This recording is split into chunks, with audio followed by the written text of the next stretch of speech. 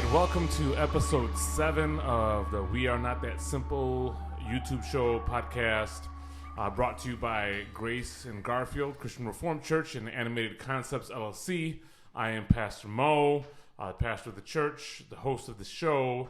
I hope you enjoy this content. If you enjoy hearing conversations with people from the west side of Chicago, please like, share, subscribe, and all that stuff. And I'll try to make another announcement about doing that again later in the show.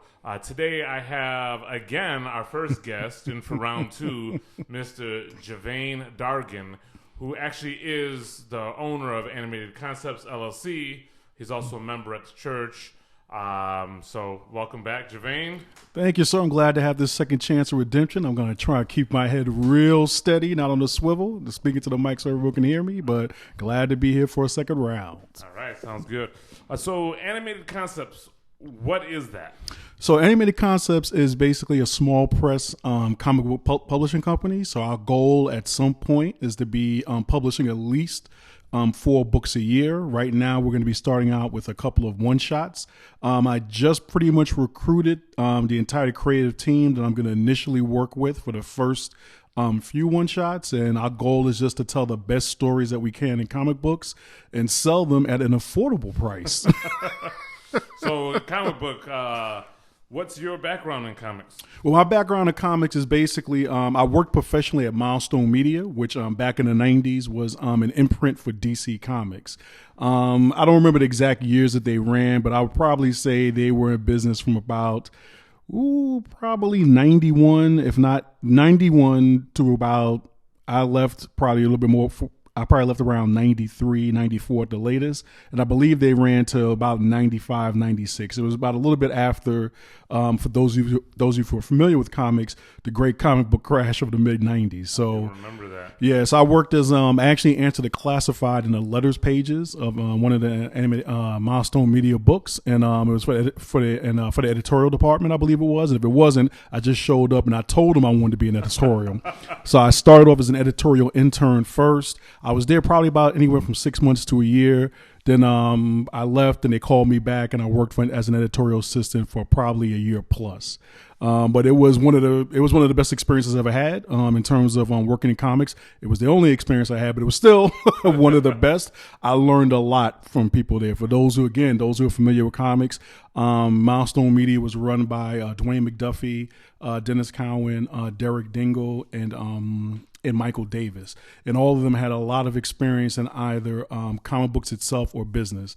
So Dwayne is pretty much, I would say at this point, legendary in terms of his writing. He's written for shows such as Ben 10, Justice League Unlimited, and other shows. And he's done a couple of the DC movies. I believe he did All-Star Superman, which I think a lot of people liked. He adapted that. Yep. And he also did Justice League Doom.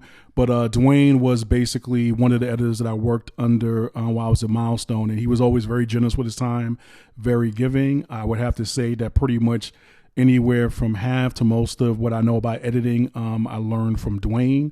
Not necessarily in a one-on-one thing, but in terms of the direction I was given as an intern and both as an assistant, and just listening. If you asked Dwayne a question, he would always answer it. And he was pretty genius at storytelling, as most people know his work. Would agree. Then Dennis Cowan is pretty much another legendary comic book artist in the industry.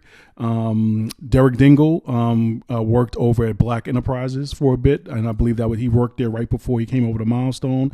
And Michael Davis is one of those behind the scenes guys. A lot of people know who Michael is. He's both man, myth, and legend, depending on who you talk to. You either love him or you hate him. And but everyone has an opinion about Michael. But the one thing that they all do is they recognize that he's very talented. So sometimes, from my understanding, sometimes you got to know when to cut the cord. But without a doubt, all 4 of those gentlemen were definitely forces to be reckoned with. Learned so much from them. And then when the crash happened, I had gone back to school and wanted to go back in the comics again. I had applied to Marvel to work. And unfortunately, that was right in the middle of the crash. As I like to tell the stories that I told on another channel with another show that I appear on, what happened was I sent up my resume. I got a call from someone at Marvel, and it was like, oh, Your resume is really great. It's a lot of good stuff here, but we're just lucky to keep our jobs. And he was saying, it sounded like he was saying this from under the table as they were burning stuff in the background, Enron style. So that pretty much for me, pretty much brought it into my professional comic book career. I had thought about going in a little bit later, but the way that you got into the industry at that point changed immensely from pre-crash to post-crash. Pre-crash, you could pretty much either work in a mailroom at a comic books company or just show up and say, work please, or just wait them out, or even go to conventions and get work or meet people pretty handily. Now in the post-crash thing, you really had to have like credentials. So like with like a lot of the authors, the people who write, it's pretty much all of them. You have to pretty much get on the New York Times best-selling list now before you can get a writing gig necessarily. And with the art, I guess I guess that would pretty much be about the same. But it just, the whole process of like getting in is probably a little more Hollywood now than it was, like kind of like ground floor kind of stuff. So that's pretty much was my professional experience. Other than that, all my training's been self-taught, just reading a lot of books. Like recently I'm reading one called Save the Cat, Sid Field's screenplay. What's the other one? The other one, big one. Somebody just gave me the book, and now it's, I want to say it's Hidden Ink, which is Brian McDonald. So just basically keeping abreast of it that way. And whatever I stole from Milestone in terms of other materials, I still have that with me. So that's one of the good things about being an intern. If you're an intern someplace, and I don't know how they do it these days. These days, they probably got a computer chip locked in and everything. Probably. But back then, if you saw some like really good behind the scenes stuff, like I have like the whole Marvel editorial guide from whenever it was published, probably the mid 80s to early 90s. So I have that, which I use as a guide. And it's just collecting information like over the years. And now I get a chance with Animated Concepts to see if I actually know what I'm talking about. That's good. Well, controversial question. Marvel or DC? Or other? Well, I have to say right now at this point, the way things have been going, it's other, man. So I rep Boom Studios now. So if you're not familiar with Boom Studios, it's basically books like Seven Secrets, Basilisk, Mighty Morphin Power Rangers. Yes, there's actually there's two Mighty Morphin Power Rangers books, and they're both good. What else do they do? They're like Something is Killing the Children, which you'll probably be seeing coming on Netflix soon. Did you see the most recent Power Rangers movie? Yeah, it sucked, much like the first Power Rangers movie. It hurt me a little bit more this time, though, because it sucked, but I felt like some of the lore that they were trying to introduce was interesting to me. Now that's the funny thing is I just watched the Mortal Kombat movie recently. So the new one. So I know what you're saying. So in other words, it was like they were doing it like a little bit more seriously. It just wasn't any good. And then with the Mortal Kombat movie, which was funny, was they were doing it a little bit more. It looked a little bit more seriously, and somehow they managed to copy the vibe and the direction from the second movie, which was terrible. Yeah. So they have these shorts for those of you who are Mortal Kombat fans. It's called the Legacy series, which they dig into the lore of like much like that Power Rangers movie, but they're good. That's the difference. This movie, it was like, okay, you guys got the production values down from the shorts. You're doing what you need to do, and now all of a sudden, it just sucks. It's just the characters made no sense. The guy who was playing Liu Kang sounded like a poor man's Bruce Lee. It was terrible. And then with the Power Rangers movie, I think it just tried to take itself a little too seriously, and it should have just went for it. And I think I feel like with a lot of these things, because it happens in music too, that it's trying too hard to go after a certain demographic that they don't fully understand, like in terms of either kids or teens or and it's like if you just stuck to the story and tried to dig into the lore a bit, you'd probably be okay. But when you try to include some of these quips or jokes or these cheesy aspects because you think that'll appeal to this certain demographic, it kind of ruins it a bit. Yeah, well, the thing is that some people are just gun shy. So you have to realize something is that whenever you're doing entertainment like that, the real key is that you have to understand that kids want to be adults and adults want to be kids. So you just have to find that middle line where it's basically just do it. So what you do it is that you want the kids to feel a little bit like their parents don't want them watching it. And then especially with stuff like Power Rangers and Mortal Kombat, which now you're talking about what we call evergreen properties, where now they've been around for 30 years plus. the adults are looking to escape. They're looking to go back to like that kind. They don't want to have their intelligence insulted, but at the same time, they're not looking for it to be Shakespeare. And I think that's what's so wrong with so much of the entertainment today is that you have these people who basically say, look, if you want to go make an Ang Lee film, then just go make an Ang Lee film already. It's like, don't bring it over here. I want to escape. And it's funny, I was just listening to a podcast where somebody was talking about, this whole thing now with the metaverse and how, with the metaverse, it's like supposed to be some form of escape from the real world. And what a lot of people don't realize is that the same people who are messing up the real world are in there messing up the metaverse right now. So at some point, we're going to need an escape from the escapism. And you're right. It's because they really don't understand the demographic. They don't understand demographic. They don't want to understand the demographic. And to a certain extent, they don't have to. Because at some point, if you're always pushing for like a quote unquote mainstream audience, whatever that may be, then you don't have to worry about the demographic that appeals to right now. And part of it is because the way that any kind of business works is when you're sampling a product for the first time, it's like basically you're going to buy it if you're interested. But a lot of times when you buy it at first, if you're interested, if it's not any good, there's really no way for you to let them know that sucked. The only way they know that it sucked is if nobody shows up in the first place. But if a bunch of you show up and you still think it's garbage, it doesn't really matter because number 2 is coming whether you like it or not. And then after that, if you keep coming back for more, because then there's that group of people who keep coming back for more because they like, I now use Transformers as the example for this. I've never seen the first Transformers all the way through. Every time I've watched it, I've fallen asleep. At first, I thought it was 'cause I was getting old, but then I realized, no, it's because it's just boring and it doesn't go anywhere.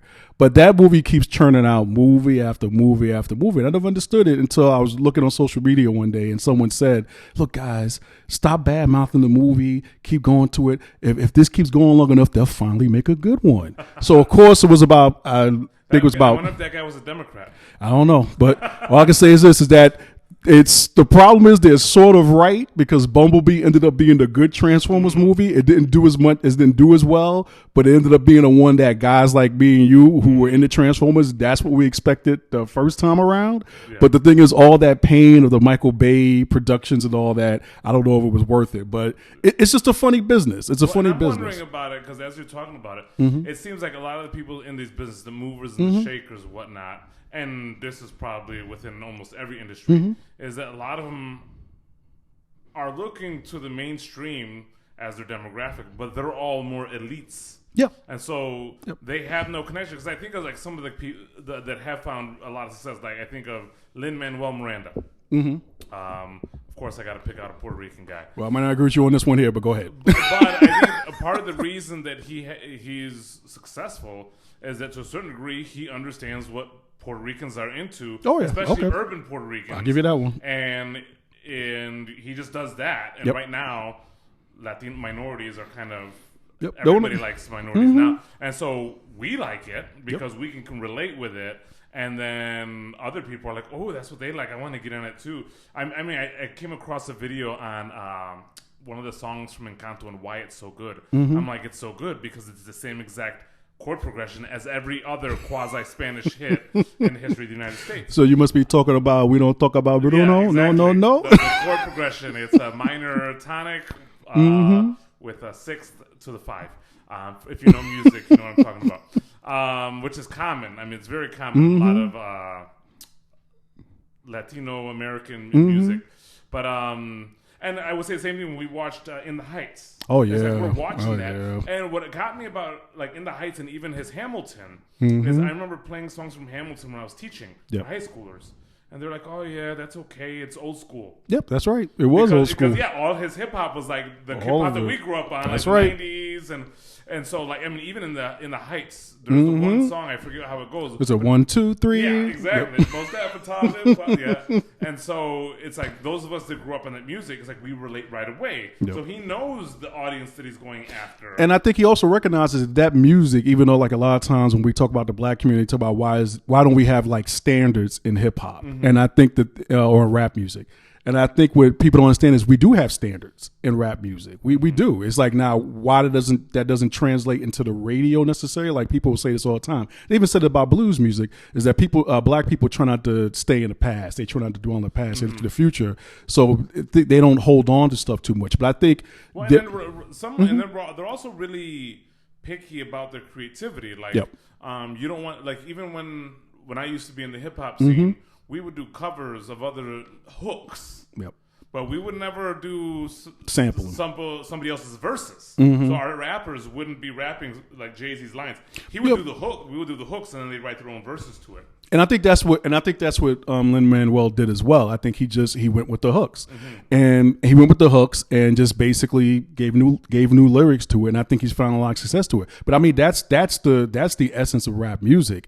It's, in a sense, it's taking something that's old and it's making it new. It's making it new again. Like, there's this song that I got into recently because I'm a fan of the Fast and the Furious series, and I think it was number 5, where there's this song, was it Desabo or something like that?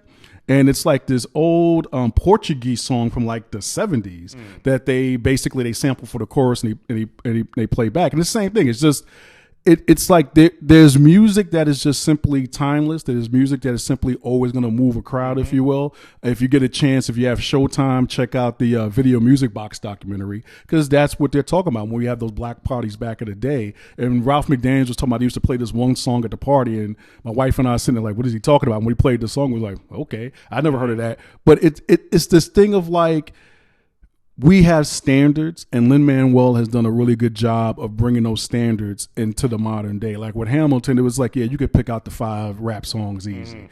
I'm not as familiar with Puerto Rican music, but with Encanto, and that's funny, with Encanto, I thought that the Pressure song, like the Under Pressure song, was like the best song in it. So for me, like We Don't Talk About Bruno, I'm flabbergasted, because I was just like, oh, that's okay.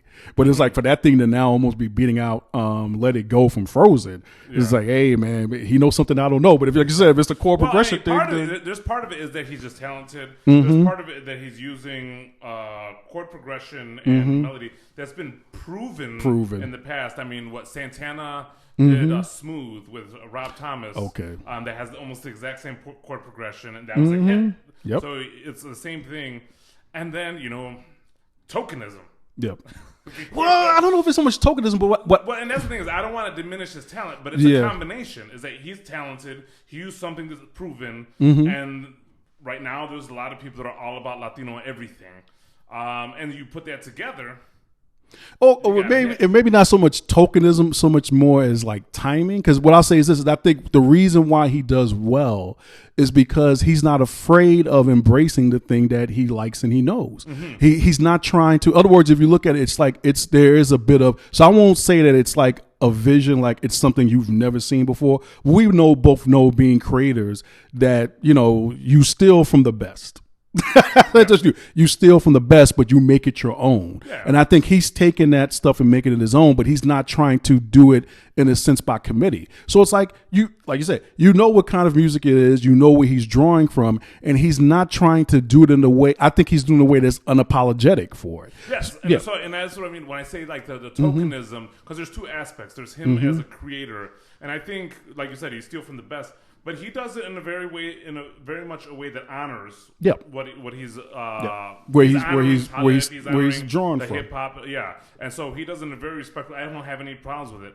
I just know that the amount of notoriety that it gets. Yeah, so to that point, what it is that because now what you're talking about is called growth. So that's what you're talking about in the industry. So in other words, at this point, the tokenism comes in only from the fact of that it is new, and now he's become the symbol of that. Yeah. So I'll give you that. So now it's like if I'm like when Encanto came out, I was like, yeah, this kind of sounds like Lin-Manuel. And then when I saw the credits, it is Lin-Manuel. So now does he become like, say, the ambassador, if you will, of that kind of style? It's like, yeah, he'll be good until the next person comes along. That's the problem that I have is that he'll be good for a lot of the audiences out there, like a huge chunk of it. He'll be good until the next fad comes. Oh yeah, no. Like for me, he'll be next to the next guy who knows how to do what he does, but does it better. So that's the other thing too. Or is in the next fad, because for me, I'll be listening to his stuff till I'm an old man because he does it well. He honors the people I grew up with. I really like it. But there's a ton of people that just go with whatever's popular right now, and then you get 10 years into the future and it's forgotten, and then it's like, oh well, he fell off, and it's like, no, he didn't fall off. It's that you didn't fully understand the art that he was creating. But he'll be all right. I'm sure. No. I mean, but I know what you mean. It's like that. That's the whole thing of like, I think was it Busta Rhymes? It was Method Man. So Method Man had did an interview where he talked about fighting ageism in hip hop. And the thing is, it's like, come on. It's like y'all still. We all know Wu-Tang is still nothing to with. So so the thing is, it's like, you have to evolve with the times. And what happens is that there's just a time when Busta Rhymes was like the freshest thing on the scene, and it passes. Very few people can cross errors, if you will. Probably the only guy that I would say offhand that I can say that most people would say is GOAT would be LL Cool J. Now LL Cool J probably couldn't move a record if he wanted to. He just probably couldn't. Well, and it's also tricky, and LL Cool J would be an exception to this. Yes, but a lot of the stuff that was popular in hip hop in the 90s that was like mainstream was really immature stuff. Well, that's what. So it happened quickly because it was like, what were we, 85, 83, 80, 45 when was it when Sugar Hill Gang dropped their record, Rap Is the Light. So it had to be like, I think that was even earlier. Yeah, that was like the late 70s. I think so. Yeah, probably late 70s. So you're talking about probably, let's say 78 up until about 80, 45 or Run DMC basically come on the scene. 2 years later, in 87, I think as well, was when they did the Aerosmith song Walk This Way, where they got it into the mainstream. And then you go 3 more years, and then you've got like groups like Poor Righteous Teachers and stuff like that. So like basically the groups from the late 80s are starting to be more artistic, if you will. Then KRS-One, and then no disrespect to NWA, but then NWA came along, then Luke, and then we lost control. Well, and it's interesting because I was watching a documentary. I used to play a documentary when I used to teach music. That when NWA came on, that was right around the time that the major record labels started. There you go. Hip-hop. I blame Lyle Cohen. And it's this interesting concept because, like, for a lot of ethnic minorities, black and brown people that really into hip hop, I used to, a lot of people still do look up to those guys as like the pioneers of hip hop and blah, blah, blah. And if I'm honest, and this might sound very controversial, is to me that was the minstrel show. There was a bunch of white CEOs. Oh, absolutely. That said, no. NWA, that's what black people are like. Yeah, that's not controversial. No, it's what we started calling the urban safari. So it was like NWA came along, and and I'm not going to discount their stories and stuff like that, even though Eazy very masterfully and devastatingly busted out Dr. Dre in terms of showing how much of a minstrel show that was.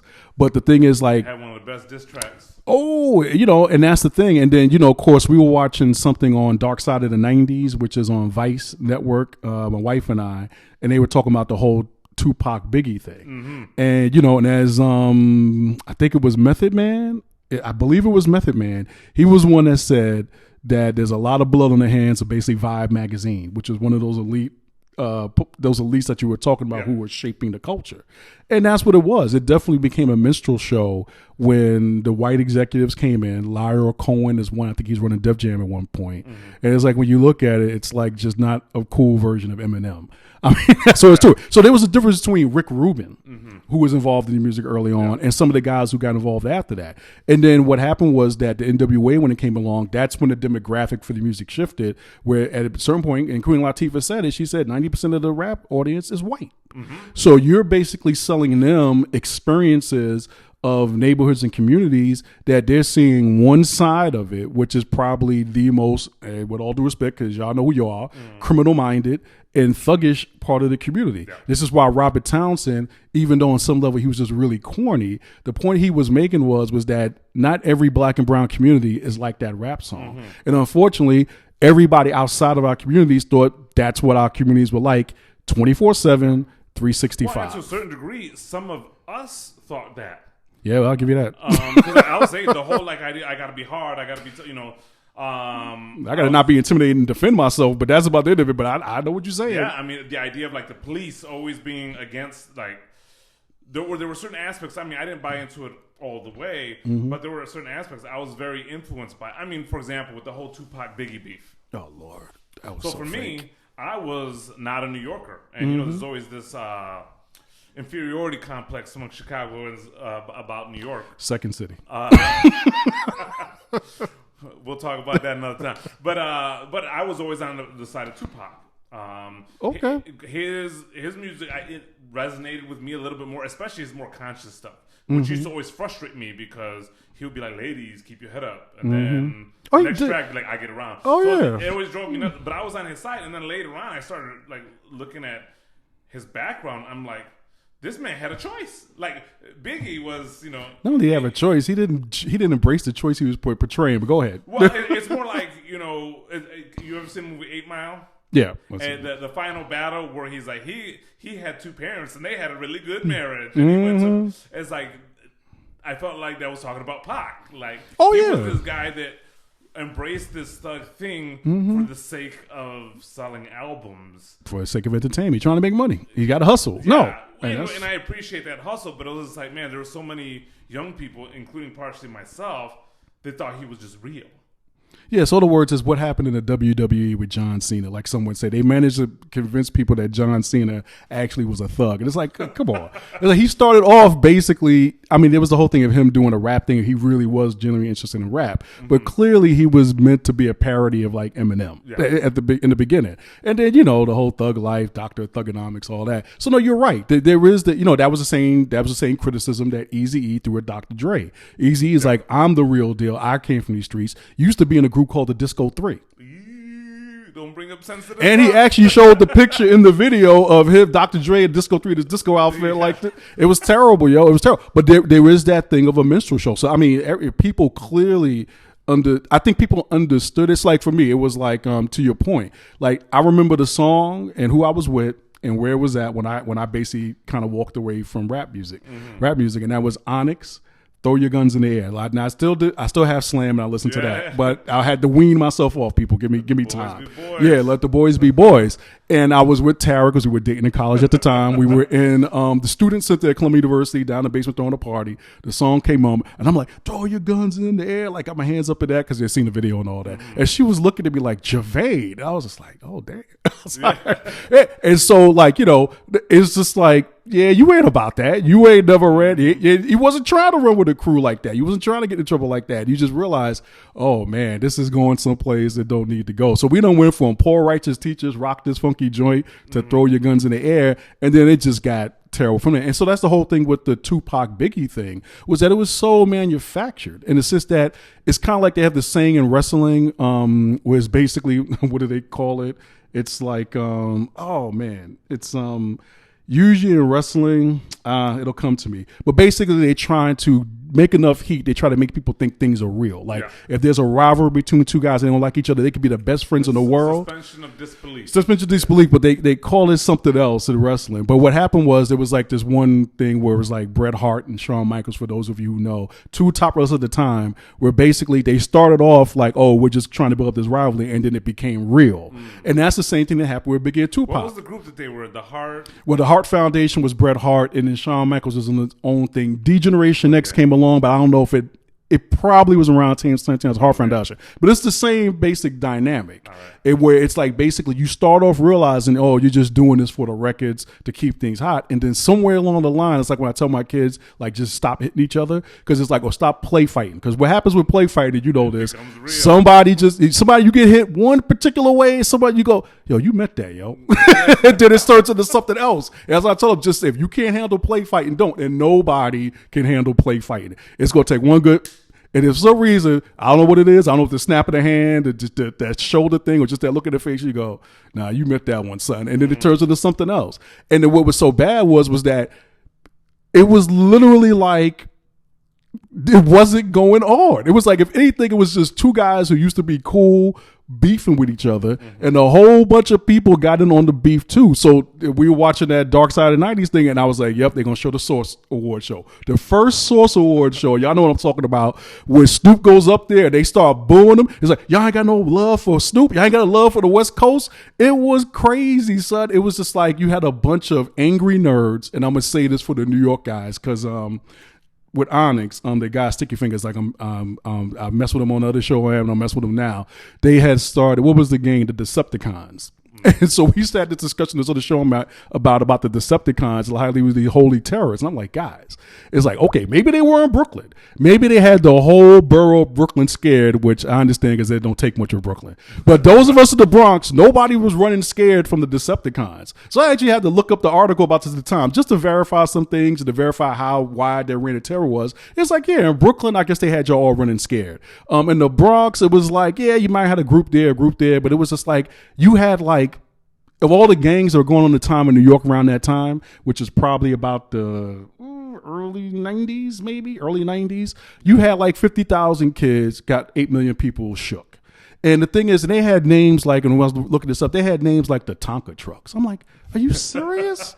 Are you serious? It is just like, and when you even look at the Decepticons, basically, I think they went to if I remember correct me if I'm wrong, they went to the visual arts school in their neighborhood. So it was basically and I told my daughter, she keep like, I said, it basically, the Decepticon started as probably 3 to 4 angry art nerds who got tired of getting pantsed. And basically, I guess they invented the flash mob and just decided to terrorize everybody before they themselves got terrorized. That's all it was. Now, I don't want any drug cartels and nobody else coming after me. I ain't talking about you guys. You guys are the real deal.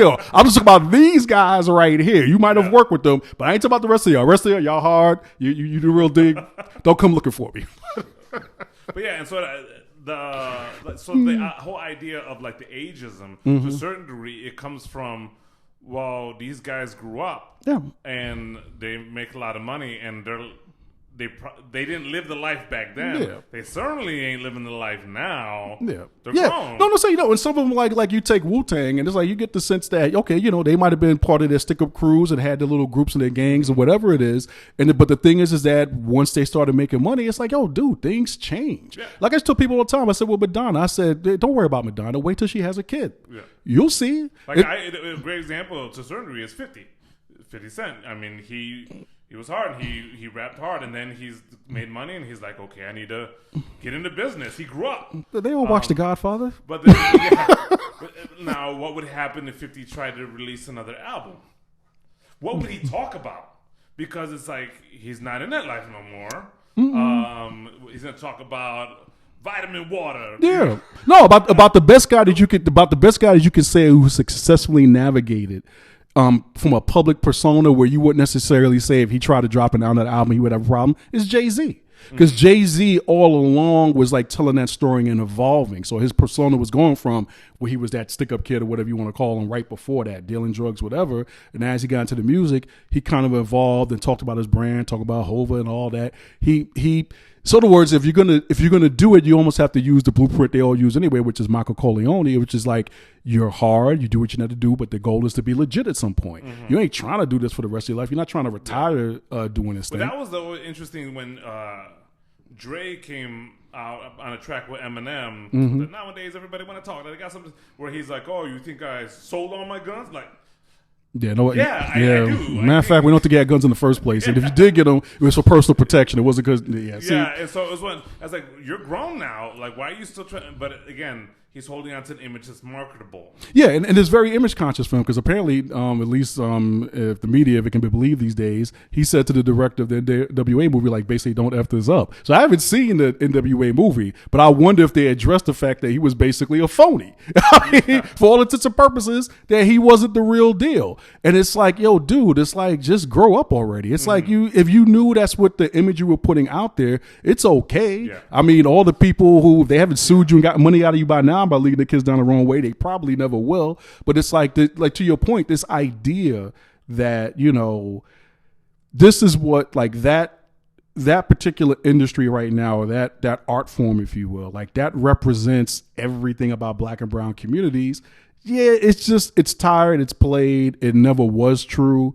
And, it's something that, eventually hope you get past. That was a huge turn in the 90s, a lot of the artists that got their starts in the 80s at some point, they had a little bit, and some of them are still doing some stuff. I mean, Cool J still respected. Common was in the 90s. People still respect him. Yep. And his stuff. If he came out with an album, I'm sure it wouldn't be like super mainstream. But I mean, people still talk about the Professor, KRS-One. Because it was authentic. But it was authentic. And throughout the 90s, it just became... Because everything falls out of favor. In other words, it's like, we were talking about Power Rangers earlier. It's like Power Rangers. When it first came out, it was like the hottest thing on the planet. It was corny as you know what, but it was the thing. So, it's about 2 or 3 years later, the thing fades out. And now the question becomes, can it become an evergreen thing? Because what happens is that if it can continue long enough to appeal to a child audience, and if the guys who were watching it when they were kids when it first started out, if they come back around, it becomes an evergreen thing. So for me, that's what it was. It's like, you sitting there like, dang, this thing's still going. So you sit down to watch it, and like, oh, all right, it's like, for me, it was Time Force, which my daughter's like now, and then it became this other one, Power Rangers SPD. But then it's like there's something about the core idea that is so, like you were saying before, like the Lin-Manuel thing is something that's very common and proven. It's like 5 friends fighting evil. Each one has a separate personality. It's a formula, and it's a formula that works. And as long as they can refresh it, keep it contemporary, it'll keep going. It's the same thing like Teenage Mutant Ninja Turtles. People are like, why that still keep going? Because it's about 4 brothers. It's about brothers, and they know karate, and the other aspect of it, I think, is the mystery held within the history. Yep. So like when in Ninja Turtles, right? What was super interesting about that is Splinter and his master and where the Shredder came from and their backstory that you don't really know about, but they allude to it every now and then. It becomes the same thing with Power Rangers because it's all that stuff that you just said, but they're being passed down something that came down long ago, and so there's this curiosity. Yeah, and that's what they're exploring in the comic now. So they have that, like you said, that mystery and history, that stuff that they can explore and they can kind of mine. So, and it's like, then there's other things people can't explain other than what some people say is voodoo, which is Scooby-Doo. Now, so my daughters watch Scooby-Doo, and when I tell them that I was watching Scooby-Doo when I was a kid, they're like, what? And I said, and guess what? And it was out 5 or 6 years before that. So I said, before I started watching it, where, again, the only thing when people ask me, why is Scooby-Doo, why won't it die? And I said, basically, it's borrowing from a very basic comedy thing of like, I would say someone like Abbott and Costello and monsters. Kids always like monsters and mystery, and they like the comedy of it, of these perennial chickens always finding themselves in the middle of these scary situations. It's that like incongruity of it. And then you find out that the scary situation wasn't never scary to begin with. So you're trying to figure out why it's not scary. I mean, and I think that's some of the things is that when you do things well, like with Doctor Who, it's like I watch that, and I like watching it in part because my daughters don't. And what I mean by they don't is, it's like they don't like the scary characters in it. But that's kind of the fun of it. It's like, you want to be scared enough that it's like, ooh. And sometimes you don't be too scared because there's characters in there called the Weeping Angels, which my Raven, my oldest daughter, she refuses to watch when they come on because she goes creeped out. But that's the episode always used to introduce people to it because it's a good scare. And it's like, and it's fun and it's safe on some level. Some people, I know, like super ultra religious, why would you introduce them to devils and demons? Like, it's fiction. Okay? This in any way is fiction. We're not trying to introduce them to actual demons and like go out and all that kind of stuff. But it's like at some point, even if it's an idea that started out, because a lot of these ideas, these people were throwaway ideas for people. But what happens is that the rest of us come along and we're so invested in the core story that we basically start filling in the blanks for it. So, and you're right. And some of that is just like they kind of what they think is a throwaway line. And then it's something that it creates a mystery inside the history that if they never build on it, someone else will. So to go back to the Power Rangers, go back to the Power Rangers movie we were talking about. It's like, it's the same thing. Like they know there's at least some mythology there. And I think they got a little too caught up in trying to build that mythology as opposed to making the first movie fun first, like almost reminding people, the older crew, why you love this so much, and the younger crew saying this is why they loved it so much, or this is why you should be interested. And then, doing enough of that history that, everybody sees as something new or has some depth to it, and just take your time and tell the story. Because I like the fact that they were trying to introduce how the Rangers became the Rangers, where it got passed down from. But if you are a Power Rangers fan, I highly, highly, highly recommend the current Boom Studio series. It does a great job of filling out and introducing the mythologies. And right now they have this storyline called the Eltarian War, which basically goes into how Zordon and Zed came to be. It has been great stuff. So I definitely agree with you. I might be interested in that because that was one of the parts I found really interesting about the new movie, which was a shame that it was so poorly done because it was like the idea that Zordon was a ranger and that Rita was a ranger that betrayed them. I was like, that's interesting. Yeah, so not quite the same thing, but yeah, you'll like the Altarian War, like that whole build up to it, because that's what it goes into. It's that, yeah, it's like how did these 5 teenagers' attitude, what came before them, and I think people are always interested in that. They're always interested in, like, there's the story that they get in the beginning, then there's what came before, and then there's how does it end. Yes. And I think people are always interested in beginning, middle, and end. Well, yeah, and I agree. And to a certain degree, that's kind of like my fascination with, like, church and the Bible stuff is, you know, in our church we go from a lectionary, which has 4 texts every week. It has an Old Testament text, a psalm, an epistle from the New Testament, and a gospel reading, and then seeing the patterns that have gone through back in history that were in the Old Testament, that were also during Jesus' time, also in the New Testament with Paul, and then connecting them to the current situation and even into the future. I mean, that's part of one of the things that really attracts me about the church tradition that we exist in, is it almost follows that narrative structure, like a great story. I know. It's like, for me, the Bible, like, people ask me why I got interested in comics and just storytelling in general. It's because of the Bible. It's like, to me, they were my first comic books. Those were my first heroes and superheroes.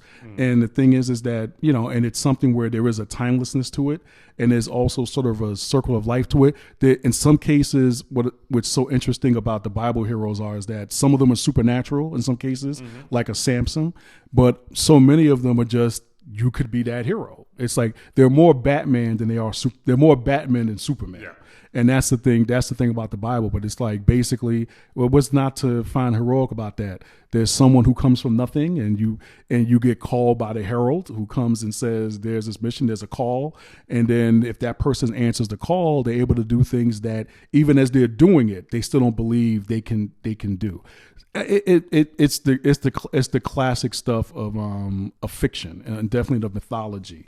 It's you know, and there's, to me, it's utterly fascinating, and there's a lot of triumph, and there's also a lot of tragedy. There's some things, like, where people's fates can't be avoided, so it makes you angry, makes you sad, makes you cry, and it's just I don't think, like someone said, like, some of the greatest stories ever told, you know, the greatest story ever told, of course, is Christ and how he came into the world and how he left it. But these are some of the greatest stories ever told. And in some way, well, we realize there's a book that I also use called The 7 Basic Plots, where it breaks down the 7 basic plots. I'm not going to try to run them off my head, because I did just turn 49. But basically, it's like, I thought it was 18. Yeah, right. It's 18, right? It's basically comedy, tragedy, you know, the rebirth, voyage and return. Lord of the Rings, things like that. Yeah. You look at Lion, Witch, and the Wardrobe, the Chronicles of Narnia, and how much of that is actually based on Christian theology in those stories. And so it's like, storytelling to me, it's just like, what I like about it is that you get to entertain and teach. For those of you out there who are creators, it's not entertain and preach, it's entertain and teach. Because a lot of times people get the teach part mixed up. They think that they're preaching to people. No, you're not preaching to people. You're teaching them lessons. You're teaching them things that are already either something that's nothing new under the sun, or you're teaching them about a perspective to consider, or you might be teaching about how they should approach life, but you're not preaching to them. So I think that's what's the amazing thing about stories, and some of the best stories, that's what they do. They take you on a ride, they take you on an adventure, but they leave you with something, like you were saying earlier, that you can apply to the current day, to your current situation. And if you can do that, then you've nailed it as a storyteller. You know what's interesting about that is that I feel like I've kind of discovered a lot of those aspects in recent years. I mean, I always knew the biblical stories, and it was always inspired by them to a certain degree. But I never really felt like I was getting that in church, so to speak. Like, I always felt like, well, church is the place where I go to sing and do a bunch of musical stuff, and, you know, eventually I joined the band, and that's where I get to jam and then listen to some dude talk for like 40 minutes. And then some of the stuff I might agree with, and some of it I don't. But I was listening to this guy a while back. He's actually a Greek Orthodox guy, and he was talking about an old church in Quebec that was purchased by some event producer, whatever, that was renting it out periodically for these Harry Potter nerds. I might be one of those at some point. But they would come into this old church and they would like dress up like Hogwarts, and then they would reenact portions of the story, and they'd read it from the book, and then reenact some things. And he's like, this is a lot of what we do in liturgy in the church. Yep. Is that what we're doing is we're getting together and reading from the stories of the Bible, and to a certain degree doing it in a way that reenacts what we believe. What we believe is the best story, is the ultimate truth. And I was like, I see that now because that's the kind of way that we do our church services here. But growing up, that was completely absent. It was, I'm going there to have a party and then listen to somebody talk, and hopefully it inspires me. Yeah. But the idea of getting into the story and then seeing how that story relates to my life, and then feeling like I'm part of the story, is like that's so much. It draws me in a lot more. Yeah, because I think, and I would agree with you. I think it's like there's a lot of worship and preaching, and they're segregated in the way that they're approached, and it is just preaching. It's like I'm telling you what to do. It's not like that I'm teaching you what to do. And it's like, and I think like with one, at least my oldest daughter with Raven, I mean, I think with Robin to a certain extent, it's like they're looking to be taught. They're looking to say like, okay, I'm here. Like you say, I'm here for an hour. You have me as this captive audience. What are you giving me right now that I'm going to be able to take out in the real world to deal with the problems I actually have to deal with? Other than that, I'll just go watch Zendaya and something, and she'll show me how to handle a boy, or how to handle that friend that I have to deal with in school but I really don't like, and those kind of things. There really is, they are really looking for, in a sense, they are looking for fables. They are looking for stories that remind them of the lives that they're living so that it's relatable and they can connect, but also on some level is giving them some kind of a solution. And even if the solution isn't something they can apply in the real world, then they give them at least an idea or a fantasy of how it could resolve itself in the real world if all the stars align and people are actually cool. And there's also, I think there's what stories, there's the vicariousness of it. It's like, it's like, yeah, that's not happening to me, but I still get to feel the hate, the anger, the joy, the triumph, and all of that. And when it comes to the church, I think a lot of times people do come in seeking answers. They're not just looking to be told, just don't sleep with a woman. It's like, why shouldn't you sleep with a woman? What does it act? What could it look like for your family if you did this? And I think that's what stories do really well. Like that's what soap operas were for me as a kid. My mother used to watch soap operas all the time. And if I learned nothing else, nothing good comes from cheating on your wife. It just doesn't work. Someone's going to find out, or you're going to have a kid like this, so you lose almost everything. And it's like, I was like to my brother, I was like, why do these people keep cheating on their wives over and over again? And why is it with every person in the same town? It's, suspension of disbelief. Well, not in the Puerto Rican community.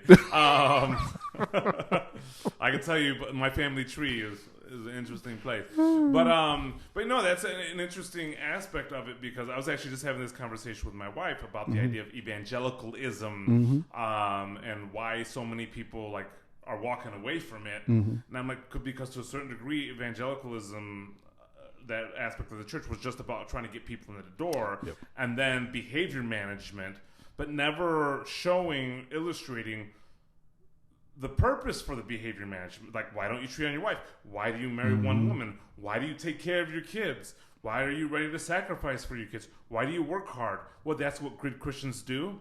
Well, that's not enough for me, because maybe I don't want to be a good Christian. But when you start realizing, no, because every action has a consequence. And this collective learning that's been handed down by God, and then throughout thousands of years, has shown you this instance of this person doing it bad 1,000 years ago, and it went just as bad as it's probably going to go for you this time. And so often the church is trying to teach about black and white. You don't do this because it's just wrong. And it's like, but why is it wrong? And it's like, well, it's wrong because it will lead to these negative consequences and things like that. And it's a lot more complex. And this is where I think a lot of young people, they come and ask these questions, and what they get from most church leaders is like, well, because the Bible says not to. As opposed to telling the truth, which is, look, because you want to do it anyway. That's what at the end of the day, it's like, look, I mean, like I tell people all the time, so I tell my wife, I said, this book is a cautionary tale, okay? It's not like, let me find the person in the Bible that I most like and let me just do this because he did in the Bible and it seemed like it went okay for him. It's like, what Bible are you reading, first of all? And second of all, it's like, no, this is a cautionary tale. Probably everything up into the New Testament is just like, this is what you don't want to do when it comes to life. And then the New Testament says, okay, now that you've seen what you don't want to do, but because of your fallen nature, you're going to do it anyway. Here's somebody called Christ, and he can help you out with that with a little thing called the Holy Ghost. And I think you're right. What happens is that when kids come to us, teenagers come to us, even when adults come to us, talking about real issues and real problems, we want to tell them that, trust me, buddy, you're going to burn in hell if you don't do it this way, as opposed to say, look, I understand. Look, I like women back. Before my wife, I had women. It's that kind of thing. I understand the temptations of that. This is why it's not going to work. These are the real issues you're struggling with. And then when I've counseled with men in particular, and with even women, what it comes down to is first getting them to recognize you're getting a benefit out of this. See, that you're doing this because there's something about this that you're getting a benefit out of, and you don't want to give that benefit up because you're afraid that if you give this up, you won't find something to fill that hole. So like, it was like me and my brothers back probably in the late 90s, early 2000s, when we discovered cable and discovered the E channel. So those of you who don't remember the E channel used to basically be at one point just half naked women in bikinis all the time. Howard Stern and all that kind of stuff. So it's like, so sometimes you'd be like, yeah, man, we know the Bible is real and God is real and that, but do I really want to give that up? I really want to give that up. And I think what the Bible teaches, that there's this like hierarchy of desires. You see women all along. I'm not blind. You see women, it's like, well, I kind of want that. But I want my wife not to kill me more. And not only that, but I want my wife's love and affection. There you more. go. Yep. And I want my kids to grow up in a healthy home more. You want your kids to love and respect you more. Exactly. And so it's not that I no longer want these things. Yep. It's that I have to cut these things off for the thing that I want more. That there is some sacrifice to it. And so it's not, and it's worth it. And so it's not being untrue to myself. Yep. It's being true to my deepest desires. Yep. And I think that's what the Bible is illustrative of. And I think that's what the church can help. I mean, one example, I think I talked about this at our last service, is I remember going to a church with my wife, even while we were dating and a little bit into our marriage, dominantly white church. And everything about the way they did things in my mind was this is what white people do. And I'm here because my white wife dragged me and she's very pretty and I like being around her, so I'll do it. And then eventually, because I played guitar, they started paying me to come play there. So now I had another incentive to go. But I wasn't into it. Yep. But every week we would do this confessional prayer that we do each week. Most merciful God, we confess that we have sinned in thought, word, and deed by what we have done, by this whole thing. And at first, I didn't do it because I'm like, this is just what white people do. And eventually, I started doing it. And then eventually, I started seeking it purposefully. And I started to realize that it was shaping me and forming me in a certain way that to see myself, man, I am a sinner. Like, so when people would come to me, it used to be, because I was a church leader before that, and they would come to me, and I had all the answers. Well, then when people would come to me, hey, how do you do this?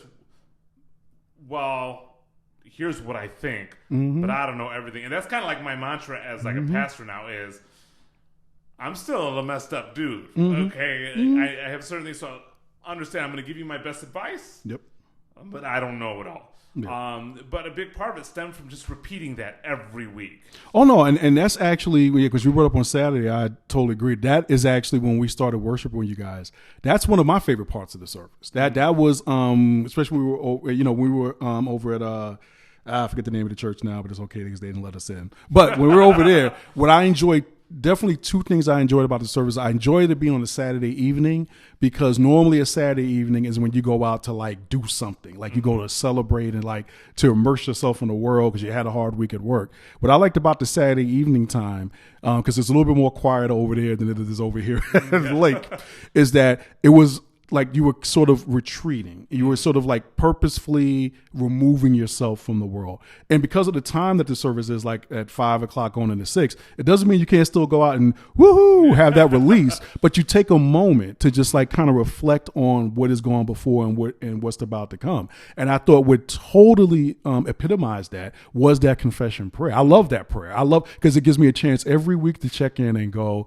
yeah, man, okay. That's why we say we might have to go like maybe a minute longer that I think you're going, because sometimes I'm not done. I don't know how many plays I screwed. Yeah, I screwed up. But it's like to take that time to just say, to even if you didn't do anything totally devastating that week, at least to take the moment to say, did I?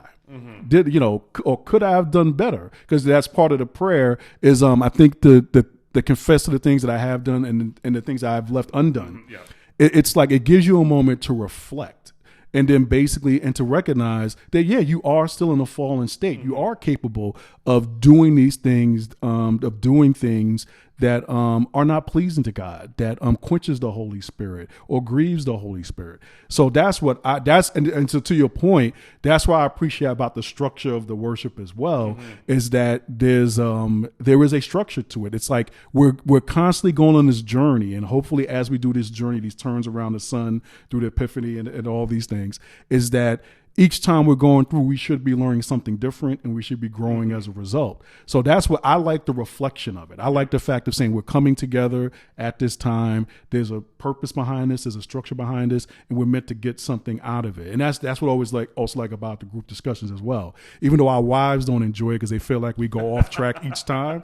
What I like about it is I just like being able to at least discuss what I'm trying to accomplish in my journey and accomplish in my faith. So much of church is, like you said, you come in the name of Jesus, and then you get to a moment when somebody just basically, like they call this on the internet, on social media, brain dumps. That's what it is. It's like 45 to 60 minutes of somebody just dumping into you every thought or stray thought that comes through their head. I'm not saying it's not the will of God. I'm not saying it's God breathed, but sometimes it's just like, and what does this have to do with me? I have this hour or whatever to change you. Sorry. I have this hour because this is what's going to change you. And it's just like with this prayer, that never happened to me. It was years of doing this over and over again where I was formed by it. And there's this my wife and I, we always describe it, it's a slow burn. Yeah. You're slowly being formed, where today in marketing, it's make the sale. Yeah. I feel like too many churches have bought into let's make the sale. And even just religion in general. It's like, no, this is meant to be life sustaining. Yes. It's not just to satisfy my current hunger. Yep. But that hunger is, even in terms of food, the hunger symbolizes the need the body has of nutrients. Yep. And so I don't eat a meal to not be hungry. I usually eat meals not to be hungry anymore. But I shouldn't just eat the meals not to be hungry anymore. Yep. I should be eating meals to nourish my body. And I don't go to church to help me feel saved. Yep. It's like I'm going to church because there is a certain amount of spirituality my body was created for and needs. And so I'm looking to provide that in a healthy way. It's supposed to be sustaining, like I said, it's supposed to be sustenance. It's supposed to be replenishing. And I think you're exactly right. I think a lot of times what people understand is that you're going into it, like you say, marketing. So even with marketing, it is the belief that it takes people at least 3 times to hear something before they even know what you're talking about. Not that they understand it, not that they absorb it, not that they get the benefit of it, but just to know what you're talking about. And you're right. At the school where I serve on the board at, Chicago Westside Christian School, we're taking students at this time. If you have someone who's at CPS, or you're tired of CPS and what's going on over there, come on over to Chicago West Side. We got a nice tuition discount rate for you. You can visit www.cwscs.org.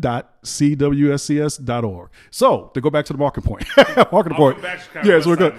Yeah. So so the whole thing is that what our director of development has learned is that you don't give the ask the first time you invite somebody in. You let them come in first and see what the school is about, learn about the mission, let them ask any questions they have. And you're basically just teaching them about the school, giving them the nutrients, if you will, about what this is about. And if they're genuinely interested in there's something they'll need, they'll ask you. They'll ask you. And I think that's something that the church has forgotten. Like, we're supposed to be the salt of the earth. On some level, we're supposed to definitely be welcoming, definitely inviting. We're compelled to go out and get them. But the way that we win them over is something like, as Aaron said, it's a slow burn kind of a thing. And like I said, for me, it's like, I think almost immediately the prayer confession was beneficial to me, but I still agree with the slow burn part is that it's not meant to be like a one and done thing. It's meant to constantly come back and say, not so much have I gotten better, but how can I be better? How can I always be looking to be better? And because I'm not perfect, I never will be. Even when I check out of here, boy, the thought is that whatever I was supposed to accomplish is done, but I won't be perfect, if you will, until basically I transition into the actual new body, that God is waiting for us. But, like I said, I always appreciate your perspective about the fact of just being mindful and being cognizant and never forgetting that while we might have times when we get it right, it doesn't mean that we're right all the time. And that's what humility is. You just have to realize what they say, the first rule of the first point of knowledge, or the first rule thing about knowledge is that realizing you don't know. You don't know, yeah. That you don't know, and you surely don't know everything. Yeah, so. And it was interesting to me because I remember when I first experienced it, it was the hump that I had to get over was the cultural one. And the thing is, it wasn't really a cultural one. It was a cultural one that I kind of made up. Like, well, that's how white people do church, and I'm a Latino, and so we do churches, and even not even white versus Latino, because that was part of it, but it was also suburban versus urban. Gotcha. It's like, what is these white suburban people? And I'm from the inner city, therefore we worship a different way. And to a certain degree, I cut myself off from something. The way that we worship, a lot of those elements are present in Catholic churches that are in all over Latin America and all over inner cities everywhere. Yeah, it just wasn't your experience. Yeah, exactly. And so it was one of those things where I was writing this off as a cultural thing when it really wasn't. It was, to a certain degree, for a lot of my life, I was sold an aspect of religion and Christianity, and I hadn't really found those aspects of it for myself. Yep. And I ended up discovering it in a place I never thought I would discover anything. And it's the same thing for me when I came out to Chicago and we started worshiping at Apostolic Faith Church. And believe me, when I first came in there, I thought this was like some kind of voodoo cult church. I was like, it was women preaching and women dancing and dancing going on. Oh yeah. And it was something like I was telling my wife initially, I was very uncomfortable. It's like another black church, but it's just that I had never been exposed to that worship experience before. Like, you would do like the high worship, if you will, a lot of the cymbals and drum music and playing, but there was like a lot of things in it that almost seemed like, I guess maybe folk-like is the best way that I can put it, but it was really the praise dances that threw me, that threw me. And it was just like, man, it was, and so sometimes when we're not used to things, it is totally biblical. I mean, David danced, danced in the Bible all the time. So it's just, I think that's the great thing about when God is really walking you in your journey, is that I think if I had to give one single piece of advice that I could say with complete confidence to someone as they're growing in their faith is just keep an open mind. Doesn't mean you have to listen and accept everything everybody tells you, but just keep an open mind and weigh it, because it's like there's so much to the church that I think a lot of us in good things. Like, I think we see the bad things all the time. We hear about the corruption and all that. I like talking about the bad things. Yeah, I like talking about the bad things too. I'm a total gossip, so I got no problem with that. But I think there's also all of these great stories of, not everything is slaying Goliath, but there's these things of fellowship and relationship and reconciliation in those relationships, as well as, and I think that's the part that people kind of miss, is that for all the stories that we hear, there's literally millions and millions of stories of equal triumph as well as tragedy, but of equal triumph and reconciliation and restoration that we don't hear all the time. And I think that's the beauty of the church. So like you're saying, you got introduced to this one way of worshiping that at first you were like, get away from this. And now it's become something that you really treasure and you embrace and you adore in some senses. It's like it has become something of a great benefit to you that has become I know it's definitely been a benefit to me and my wife and my family. I think it's something that we needed at a time in our lives where we just need to be able to reflect, to be able to just say, let me think about my faith. Where do I want to go with this? What should it look like? Am I doing it right? Yeah. Am I doing it right? I was like, between you and Charles Stanley at this point, like Charles Stanley was the one who got me really thinking about my anger and how he was like, the thing is, it just gets to the point where it's churning like butter in your stomach. I was like, oh, dang, that's me. I thought I was doing so good. But it's like, and to me, that's what I like about life. What I like about life is I like learning something new. Like, I like talking to people where I learn something from. Doesn't even have to be new, but I'm just learning something from. Other than that, I'm just not quite sure what the point. I'm not quite sure what the point is with talking with people sometimes. But it's like, I want to learn. I want to talk to people who are interesting. Like, if I go to a party and I end up talking to one person, like, that's how I became, I think, good party friends with a guy. One of our favorite families is the Don's family. Guy, Chris, Alyssa, Calvin, Noah, and Brendan. But his uncle, I believe his uncle Scott, like, he and I, we met at one of their family Christmas get-togethers, and we started talking, and it just went from like religion to politics, other things. So me and him, we get along like two peas in a pod whenever we see each other. And actually, the last time we saw him was a couple of months ago. That's the first time I see him in a few years, especially with COVID every day. But it's like, I like talking to people like that. People who, like, first of all, they want to talk. That's the other thing. And then they're willing to talk about things and not like come into the discussion with their minds already made up. It's just like, just to explore, because sometimes I like people who make me think about something for me. It's like, man, I might still be right, but at least for a minute I had to go, let me consider that for a minute. That's the kind of conversations I like to have.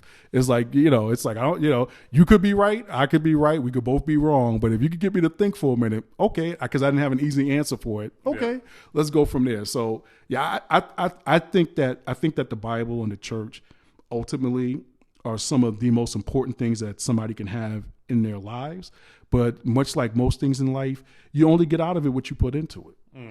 And that's really what it is. And it does require a lot of courage to open yourself up, to think about yourself in a different way, to be able to trust and listen to other people.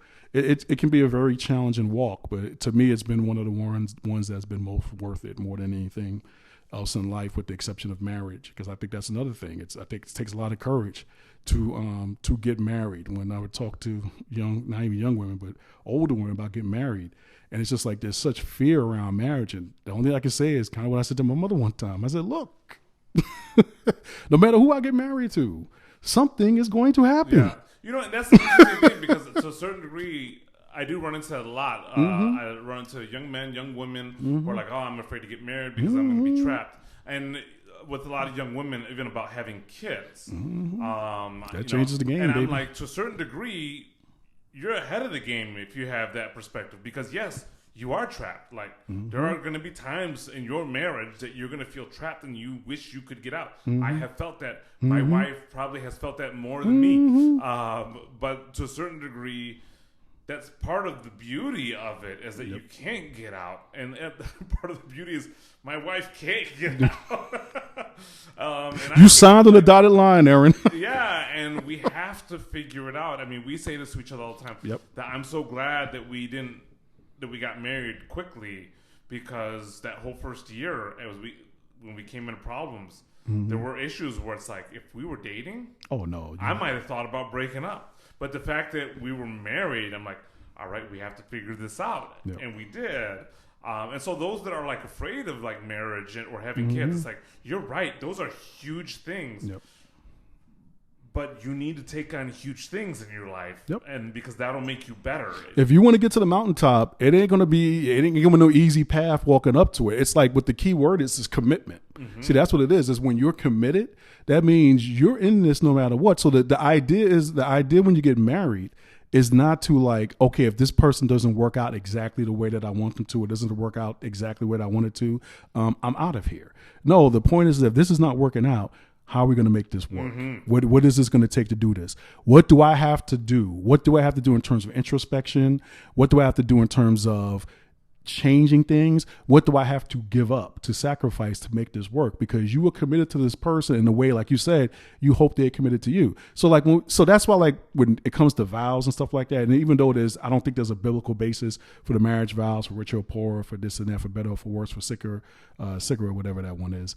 But the thing is that what's behind that, what I appreciated it's that, especially the for better or worse part, what you're saying is that, and that's what I was saying to my mom one time when she was afraid about me coming out to Chicago to get married. And my wife doesn't like me telling that story and I'd say, it's not about you. It's not about you. It's about the idea of your child goes out to get married to someone, it's fraught with all the ways it can go wrong. And it's that fear of it that can overcome a parent or even the people getting married.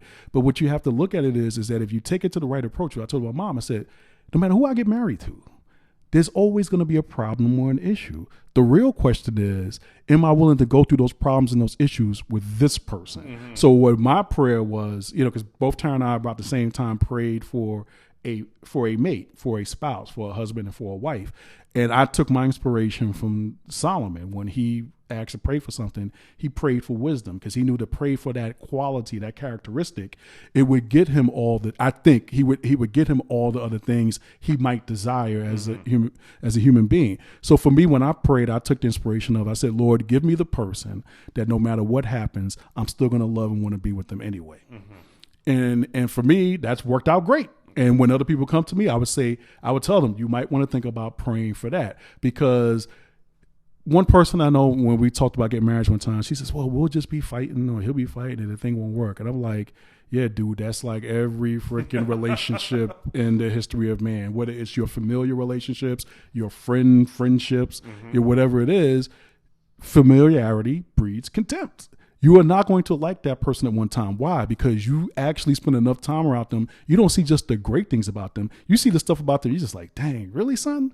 Really, kid? And if your wife is paying attention to doing it right, she's looking at you, go, really, son? Really, dude? Come on now. But the thing is that despite all that, they love you anyway. They want to be with you. And so what is that emblematic of? And now you know this, Pastor. What is it symbolic of? It's the way that God and Jesus love us. They know every dirty, stinking thing about us, and they still love us anyway, because they see all the good things in us as well. So it to me, it's. And then the other aspect of it is, not only do we learn to love those aspects of it, but we become meshed in. Yes. Like, so there's certain new flaws that I have that I got from my wife, but there's also these new talents and these new great abilities that I've gotten from her. New perspectives, And to the point where when she's away, I am now incomplete, because our lives are so intertwined with one another. I am not just me. I am part of her, and she is part of me. And there is something beautiful about that. And again, it becomes reminiscent where, as we grow in our relationship with God, he becomes part of us and shaping us to the point that we are incomplete without him. And those parallels are like, because it's like you have to be able to love someone enough that even if, like, Samuel L. Jackson said it the best way, and sleep. No, yeah, right. No, he says sometimes you got to say sorry even when you ain't. Sometimes you got to say sorry even when you ain't. I'm going to apologize for some of my mic discipline. I'm trying to be so close to the mic now that I think I'm actually bumping up to it a bunch of times. So forgive me for that part. By the third time we do this, I should have it about right. But it's like sometimes you say sorry even when you ain't. And it's not so much that, you shouldn't tell the truth in your relationship. But I think some people have heard this in another way, which is, pick your spot, son. Pick the hill that you're going to die on, because this is not necessarily the hill that you have to die on. Sometimes you just might have to realize you got to table a situation. It's like, is this really where we got to fight the hill for? Is this particular thing right here because she wants kale and you prefer collard greens? That's all. And that doesn't mean I want collard greens, Tara. I'm just saying as an example, because I can't stand either one. But it's like those kind of things. And I think sometimes what we have to remind ourselves of, and there's one pastor who said this, and I believe is correct. It's the only time a relationship, a marriage, or a friendship, or any kind of relationship really comes to an end is the minute you start thinking of that other person, is truly start thinking of them as your enemy. That's when it's over, because that means you flipped into something it was never meant to be. It should always be, I love this person and I know they're imperfect. And that requires you to understand something, just like me. And the only way that you can get to that point in a relationship truly is either, well, Dr. Phil said this, I have to give my props to Dr. Phil. He said, as long as there's one person who's willing to make that relationship work, the relationship always has a chance. But that means there's one person who's not necessarily willing to be a doormat, but who understands what they're trying to accomplish here. Yeah. So and like, to a certain degree, even if that person's willing to be a doormat, yep. Yeah. the relationship's still going to work. Yeah. And it might not be one that everybody says, hey, I want to be part of that one. That's true. It'll keep going. Well, but maybe they were purposed to be a doormat. I don't know. Maybe they like it. What's to say for it? I don't know.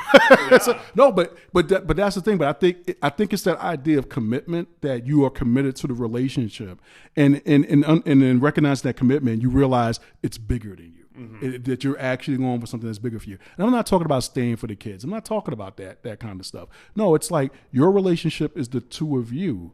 Your kids are a wonderful addition to that unit, that benefit, but they are meant to at some point go on to create their own families. Now, I have wondered about that because, it can't, the idea, especially throughout the late 90s and the 2000s, the stay together for the kids. Well, of course, you never stay together for the kids.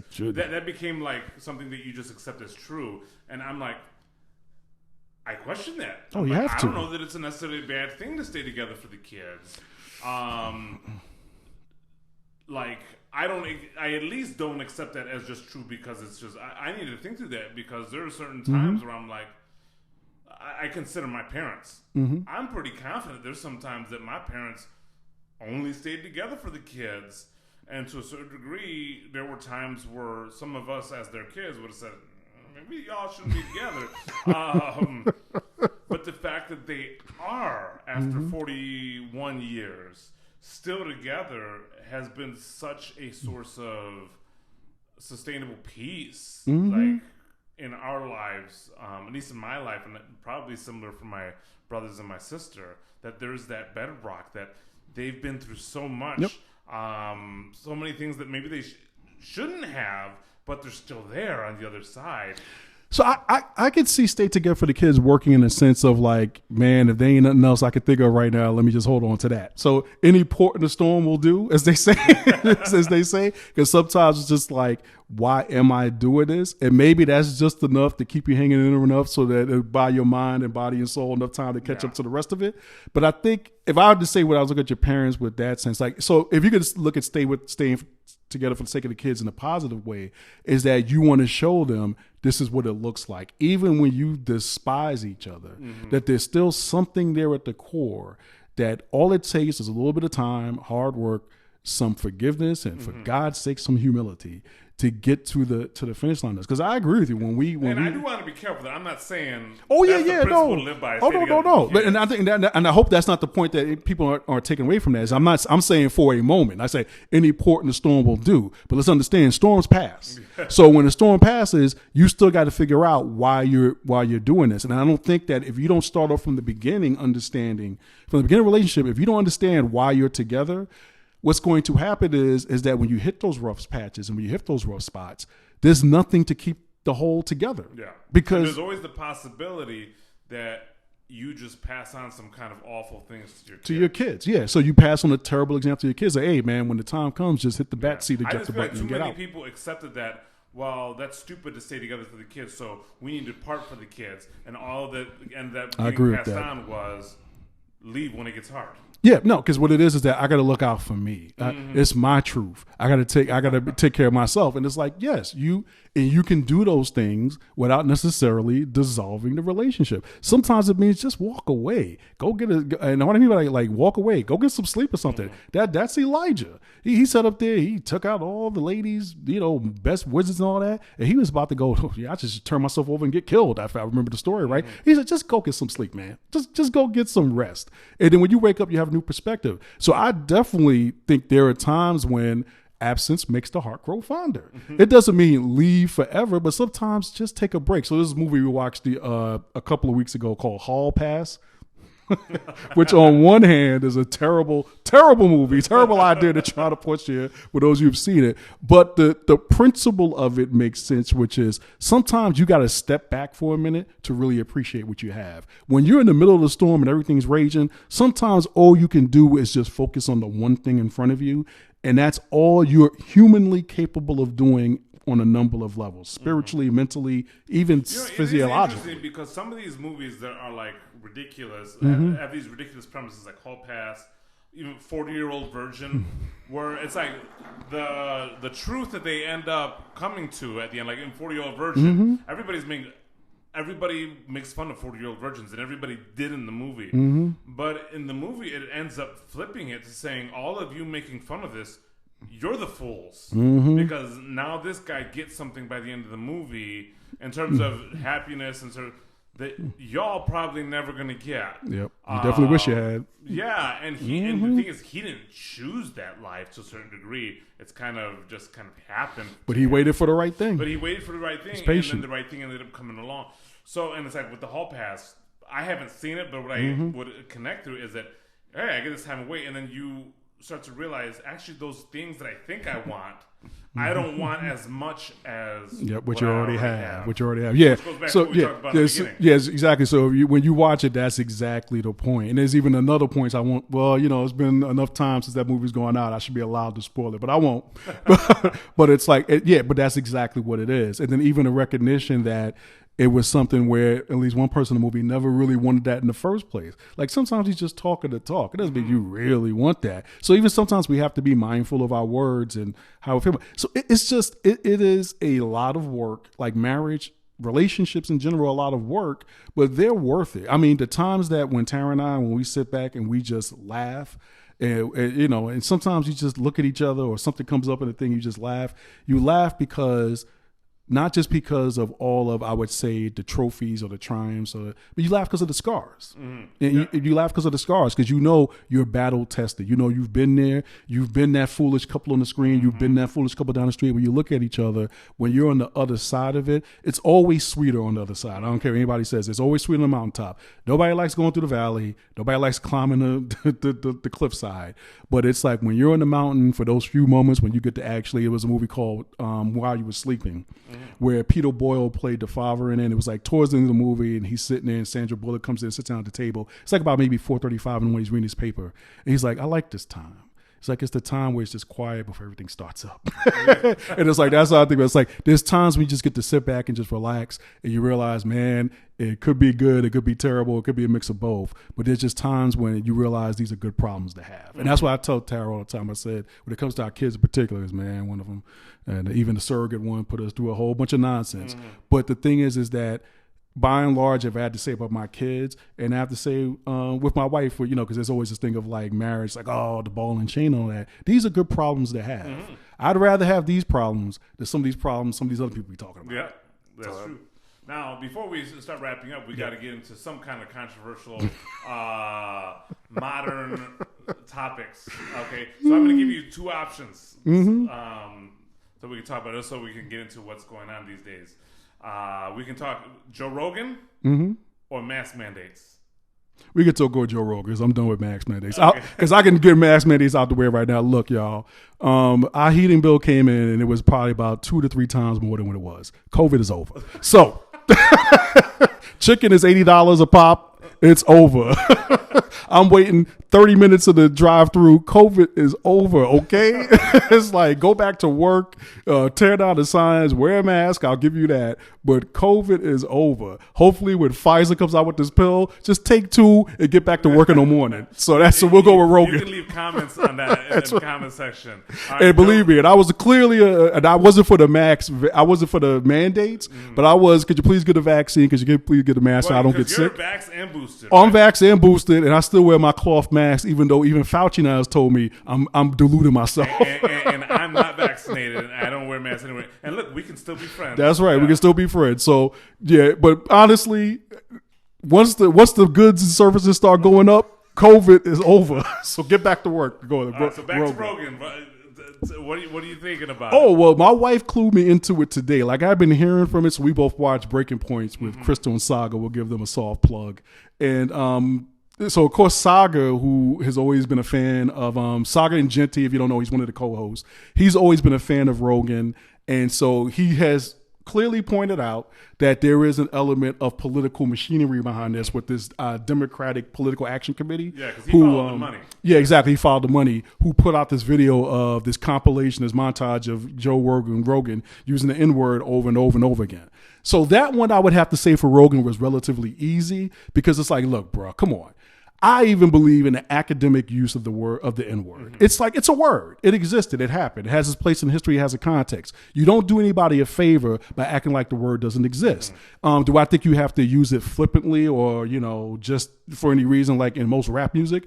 No, I don't. And that's from the rap music I listen to. I don't listen to rap music now, so maybe y'all done laid off that joint, but I'm just saying. I come from the school of Richard Pryor, who used the N-word in his routines all the time, and I believe it was some Live from the Sunset Strip. Well, even Chappelle's been using it in his routines. Yeah, and Chappelle uses routines, and it's like, again, and when it came to Chappelle, all some of us tried to tell Chappelle was that, there's going to come a time when he's going to come back to bite you to behind, right? You just better have your story ready, and when the time came, he didn't have his story ready. He had it ready at Charlie Rose, where he said it's like kind of the culture thing, and this is like kind of like the Russell Simmons BS thing about street reporting when it came to like the gangster rap. But it's like, yeah, come on, bro, that's inside talk. So I'm not a confirm nor deny how people in the black community talk, but that's inside talk, son, and you took it outside. So it's like, don't be surprised when they start looking at you funny because you can't have Chappelle over here at Comedy Central 5 nights a week doing this, and everybody marching in the streets talking about we shall overcome. It don't mix. So what happened with that one was you could totally see how someone can say he might have been using that word academically or quoting someone, and you're taking it out of context to make it look more nefarious. Okay, no problem. The problem was the Planet of the Apes clip. That's the one that was like, bro. Which one was that? Oh, dude. Yeah. Oh, no, because I was saying, because my wife sent me a video for Trevor Noah talking about this. Mm-hmm. So he was talking about the whole N-word thing. I was like, all right, great, bro. Come on, bring this home because that can easily be explained. And it's like, it ain't the worst thing in the world. Mm-hmm. Technically, it ain't the worst thing in the world. But when he played the Planets of the Ape clip, it was just like, he said he went to go see the Planets of the Ape movie. He was talking when it was out. I don't know if it was the new one, the one in between. I don't know if it was the one in between or the new one because there's 3 of them. Okay. 3 of the Rise of the Planet Apes, I think it was. So he was. That was the Mark Wahlberg version. Yeah, there's a Mark Wahlberg version. So it's not that one, the good one. So, so he was talking about when he went to like basically he was intimating a black neighborhood to go see it, and he said when we went to see it, we didn't just go see the Planet of the Apes, we went to the Planet of the Apes. He's like back to Africa. It was like, bro, come on. And then he kind of said at the end of the clip, I think he says, well, that was kind of racist for me to say. So then you admit that it was racist for you to say.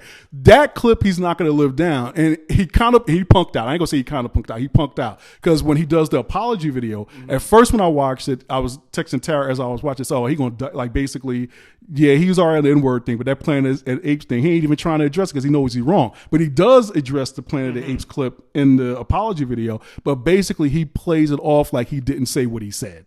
And it's like, come on, bro. It's like, yo, dude, it's like if calling somebody the N-word is number 1 on the accuse me of being a racist thing, calling the black people monkeys is number 2. Okay, you are not going to explain this off. You could explain the N-word thing. I was like, it was a historical reference to a historical time, and I was just quoting somebody. Mm-hmm. But it's like, you're not going to go through the history of America and not at some point before 1960 something, not have some quote or some idea someplace that doesn't involve the use of the N-word at some point. You just got to get around it.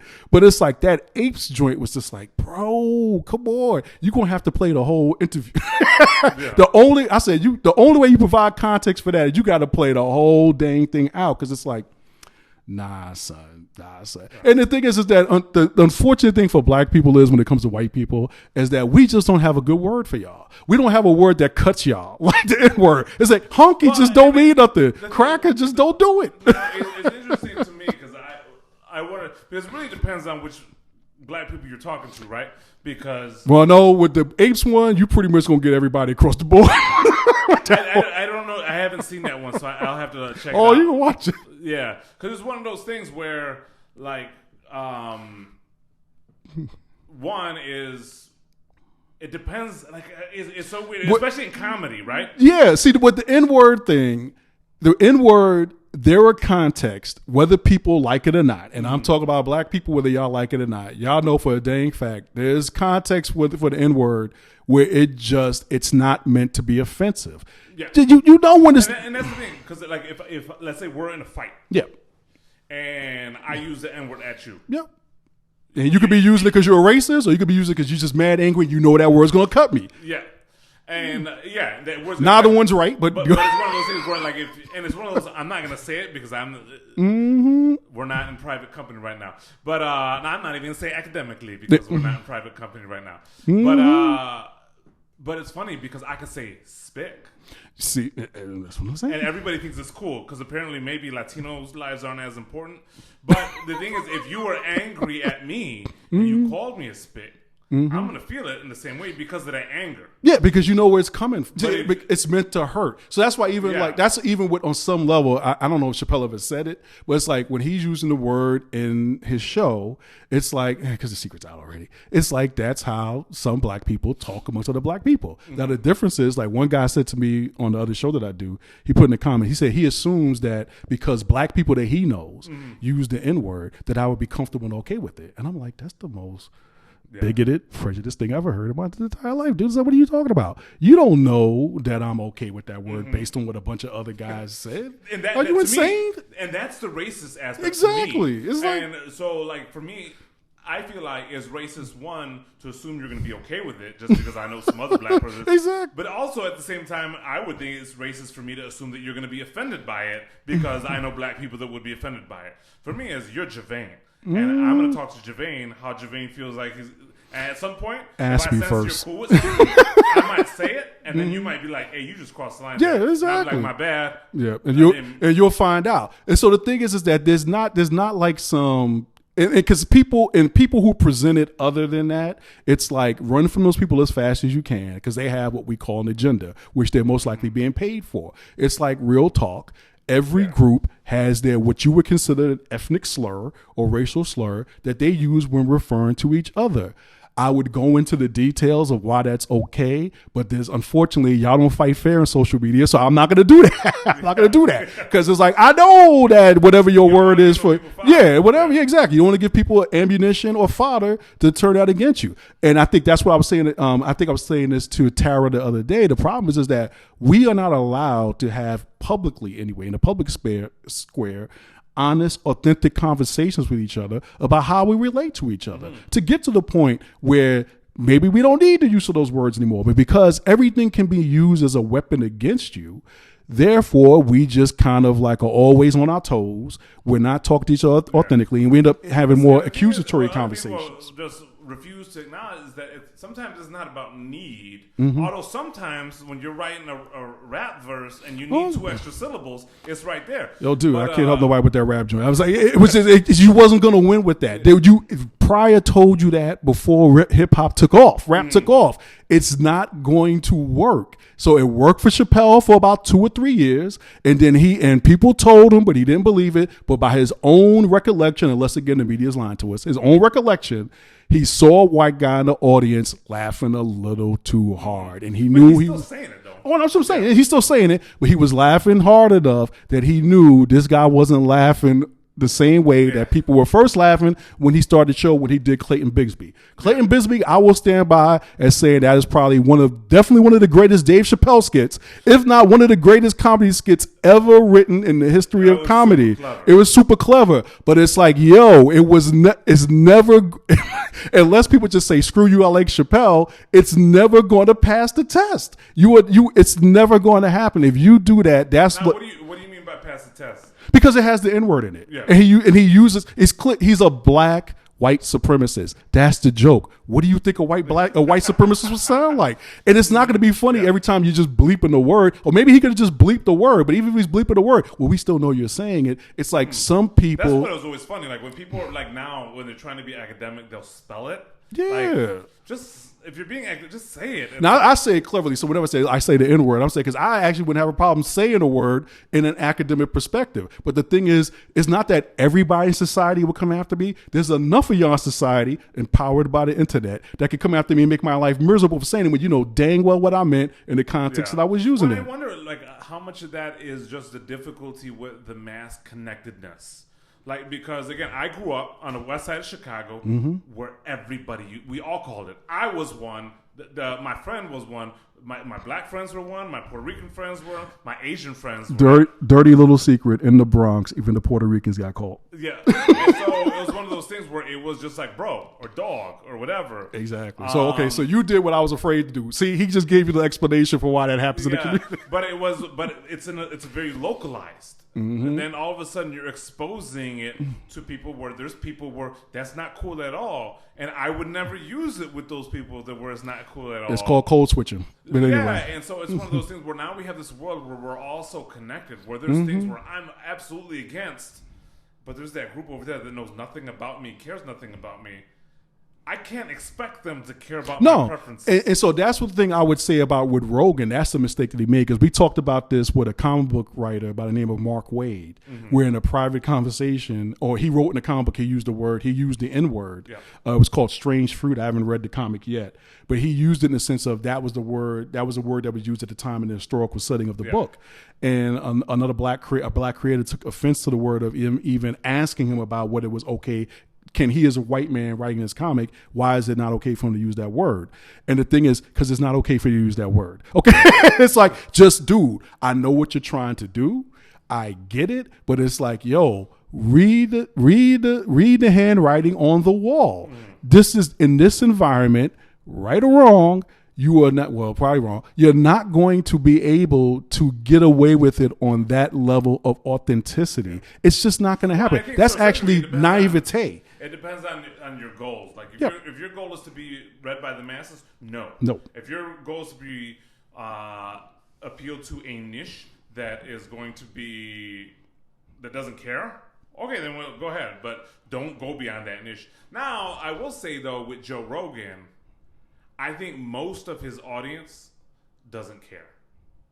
Well, I would say this. I'll say this. Obviously, they don't, because it's 12 years later, y'all. He been saying it all the time. Y'all just finding this out. It's like, come on. It's like at that point, it's like I've heard Rogan supposedly say, well, I'm going to say suppose, because he said, I just haven't heard it because I don't listen to Rogan like that. What he says about trans people, which that's what Chappelle's getting with trans people right now. And in some cases, I hate to burst people's bubbles. In some cases, they write about this joint. But the thing is that it's like that audience doesn't care. So then what happens is the attack becomes, that's because his whole audience is racist. Of course they wouldn't care about it because he's racist.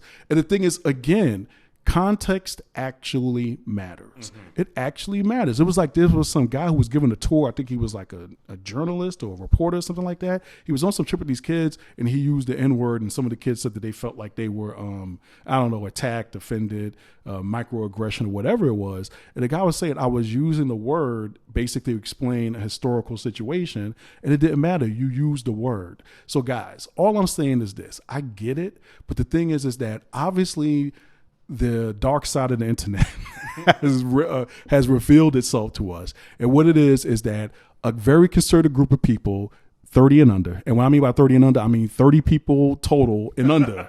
I was talking about age 30. Yeah. No, I'm not talking about age 30. I'm talking about the number 30 and under. Okay. At any time can open the gates of hell and unleash the hounds. So if you want to fight that fight, no problem. Just understand that's the fight that you're fighting. And the reason why they're able to fight that fight so well is because they will hide themselves behind anonymity while you are operating publicly. That's why you will always lose that fight, because I just put this quote up. A lie can get around the world, and I'm paraphrasing. A lie can get around the world before you even put your pants on getting out of bed. Yeah. Or as Grammy Graham used to say, you can't fight a lie. Yeah. Well, and what some people have said, I'm curious for your thoughts on this. They said that one of the biggest mistakes that Joe Rogan made was apologizing at all. Because what they're saying is now those 30 people have sensed blood in the water. Like they sense weakness. And now they've been energized by it. Because initially what happened was that people came after him for his having on the doctors that were given a non-narrative view of what some people consider to be misinformation. Yeah. And then he came out with an apology, with a semi-apology. Well, some people took it as an apology, and so then they sensed blood in the water, so they were like, okay, now let's really go after Spotify. Well, I'll say this, and I agree with it. There's another host on Jamal Thomas who said exactly what I'm about to say, is that he shouldn't apologize. You can explain your position. You don't have to apologize. You don't have to go, well, I'm sorry I said this. Nope. Well, I'm sorry if some people offended. Nope. These clips that they put in the video were taken out of context. I use all these clips either as a quoting someone else, whether it was a rap song or an author or something like that. I was explaining it in the context of something else using a very academic sense. That's why I use those words. That's it. Period. If I didn't do anything wrong, why apologize? Apologizing for the sake of apologizing, I'm gonna say, because I know plenty of people who do it. I'm gonna tell y'all, so hopefully you hear me now when I say this. You never win when you apologize for the sake of apologizing, because you're right. That signals to the other person, I got you. You open aspect of it, which I think often people don't think about, is it signals to people that you don't care about that you do care, you care. And I think that's the part where I don't like when somebody's apologizing. It's like, I know you don't really care about me. You're saying I'm sorry because you're trying to pacify me. And I'd rather you not. I'd rather you just say I don't care about you, because at least it's real. But that's the point. But that's why you. But see, and that you're right, because that's the problem with the apology. So in that case, what it is that yes, I don't like those kind of apologies either. Like when people quick apologize, I'm like, you can keep that, because you're not really sorry. You just say, because it's like they'll say, if you make what's one of the key red flags for a non-apology is like, I'm sorry that I did this to you, but. So in the minute you say but, it negates everything before. There's another word that gets used a lot of times. I'm sorry or phrase, I'm sorry you feel that way. Yeah. You're not sorry. You just said, I'm sorry you feel that way. Because honestly, I don't think I did anything wrong, but I'm sorry if you felt that it was. My wife and I tend to disagree on this point, because like there are some times where she'll force one of my kids to apologize to the other one, especially my oldest, because she's got a bit of an attitude. But she'll be like, Gloria, say you're sorry to mother. She's like, I'm sorry. She's like, no, say it like you mean it. And my daughter will right away say, but I don't. Yep. And so I know you don't, but I'm making you say sorry because I know it's going to disrupt you. It's part of your punishment. But go ahead. But usually at that point, I'll walk out of the room, because part of me is like, she's kind of got a point. Well, you know. Because I don't, and I want to give my wife room to parent how she parents. But I don't really tell my kids to apologize in ways that they mean it. To me, I always say apologize, and usually they're terrified of me, so they'll apologize. Yeah, you just do it as part of the punishment, and sort of this is what it should sound like. I know you're not there yet, but this is what you should do, and hopefully one day you'll catch up to that and understand why. We'll take a little bit more time in explaining why you should actually feel some regret over what you did. But right now, you just need to say sorry so you understand the practice. Yeah, and I'm just like, my kids know how to lie enough as it is. I don't need to teach. I don't need to teach them how to lie. I can see it either way, but I agree with you on the point is that it should be, you should understand why this was not a good thing you did to your sister, regardless of whether they apologize or not. I just need you to understand that when you do that, this is what you're making them feel like, or this is what you're communicating to them. And do you really want your brother, your sister, your mother, your father sometimes to feel that way? Yeah. And if you do, like I'm having this ongoing conversation with Robin now, and I tell her, I said, look, one day you're going to grow up and you're going to realize when you're 20, 24, 25, that you don't have quite the close relationship with the other members of your family that you might desire. Yeah. And I said, and all I'm telling you right now in this moment is, because of the way you acted right now, that's why you feel that way. Because you don't like us and we don't like you. And it's like, because of things like this. Now, if you want to keep doing this, just don't come around to the old man, 24, 25, going, nobody in this family loves me. Nobody cares about me. No, bro, that's not what it was. What it was we tried to be cool with you, but you just kept being a jerk. and because nobody else had the heart to tell you now get the opportunity to work in your head. Oh, they don't love me. They never for me. It's like, dude, it's like that. I've seen that scenario play out so many times. Because you're right. If your daughter's saying, I don't care right now, then that's fine. You don't have to care. But this is what happens when you don't care. When you come downstairs, nobody says nothing to you. No, I'm not. No, mommy would usually get you a plate. Why should I get you a plate? You don't care about us. So why should? So that's how I go about it. And I mean, and that's kind of more my opinion, is that I want to show you that your actions will have consequences, but I'm not going to try to get you to be fake with me. I'll give you that. Yeah, exactly. Yeah. And again, as a precursor, I'm saying that this is an area where my wife and I disagree. I'm not trying to communicate that I'm absolutely right in that situation and that she's absolutely wrong, because there's certain things that I've learned over the years where, like, when we first got married, I'm like, you're just wrong, lady. And now I'm like, man, I was an idiot back then. Because the thing is that sometimes it's good for them to see both approaches. Because sometimes it's more a question of, it's not so much that one approach is right or wrong. It's just that sometimes one is more appropriate than other. Sometimes it's like, yeah, dude, you just got to know sometimes you just got to say sorry. Because if you want to preserve that relationship, even if it's phony, at least you're mindful enough to say that you're sorry, or they at least know the practice of it. And sometimes it's got to be like, no, the quick sorry don't work on this one. You actually you should be sorry about what happened here. But yeah, with Rogan, I think it wasn't so much it was you can address a situation. You don't have to apologize. Yeah. Just address it. Just say, look, this is why I did what I did. You may or may not agree with it. Because 9 times out of 10, honestly, Mo, and you probably have done this long enough when you've seen some comments of the thing, you know they ain't watched that video. They ain't seen one part of it. We in West, the other show that I do is Complicated on Thinking Critical. Is do it. It's like I've gotten to the point, he's much more practiced at him. But I got to the point, like after about the first 4 episodes, I could read a comment and I realized they ain't watched one look at that video. They barely read the headline for the video. Mm-hmm. It is what it is. So the social media game it's such that you definitely should think about what you're going to say before you say it, not out of fear. But the thing is that because it is going to be there in some sense forever. Yeah. And one thing that the internet does not do, there's 2 things the internet does not do. It doesn't do nuance, and it doesn't do sarcasm. I keep forgetting every once in a while I'll do something sarcastic, and every time it's like, now I got to go through at least 3 Twitter fights with this because it's a stupid thing. They don't. There's no room for nuance. So the thing is that with the platform that Rogan has, and that he had with that, and the platform he had with that apology, he should have just never used the word sorry. He should have explained it. Now, he should have apologized for the Planet of the Apes thing, but he apologized and he just basically brushed it off as what he said wasn't really racist, even though in the clip he said that was kind of racist. But you don't know if he was saying it like a tongue-in-cheek joke or if he was actually acknowledging it. And that's one of the tricky things when you're dealing with like comedians, right? Because most of the time is you're trying to cross the line. Yep, that's the goal is to cross. Because to be honest, if you're a non-black person and a group of black people and you can say something that crossed the line and they all laugh and accept you, well then you've arrived. So that's where it gets tricky because if you say it and they don't, well, you.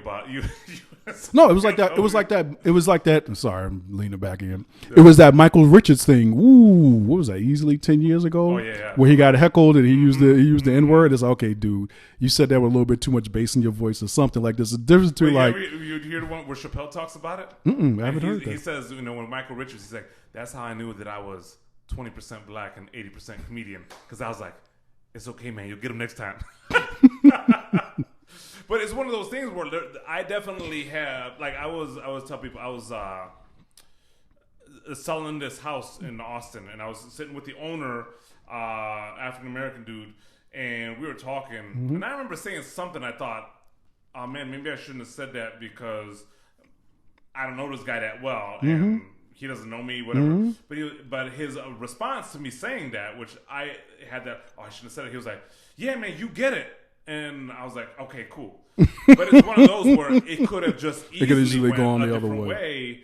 And you got to know who you're with and whatnot. It's all about relationship. It's like you can't drive up in the middle of our neighborhood like someone did with my wife when she was putting, and I've told this story to you before, where she's putting garbage in the gutter, the street gutter, because it's trash day. You can't drive up as a white person out of the middle of nowhere, roll your window down and tell my wife, that's why you people live in the country. No, you do not get to do that. I don't care how you feel about it or what. Well, I was just no. You don't get to drop in this neighborhood knowing nothing about my wife and say you people the way exactly that you meant it. You don't have a relationship with my wife for you to say that. Well, at least you can say there's a 50-50 chance he understands I don't mean it like that. You ain't in a position to do that. So it's like, it's called civility. It's called having some common sense. And the thing is, it's like, yo, if you don't know me like that, don't. Even if you do know me like that, don't. Because you just don't know. All right. You just reminded me of this another controversial question. Go ahead.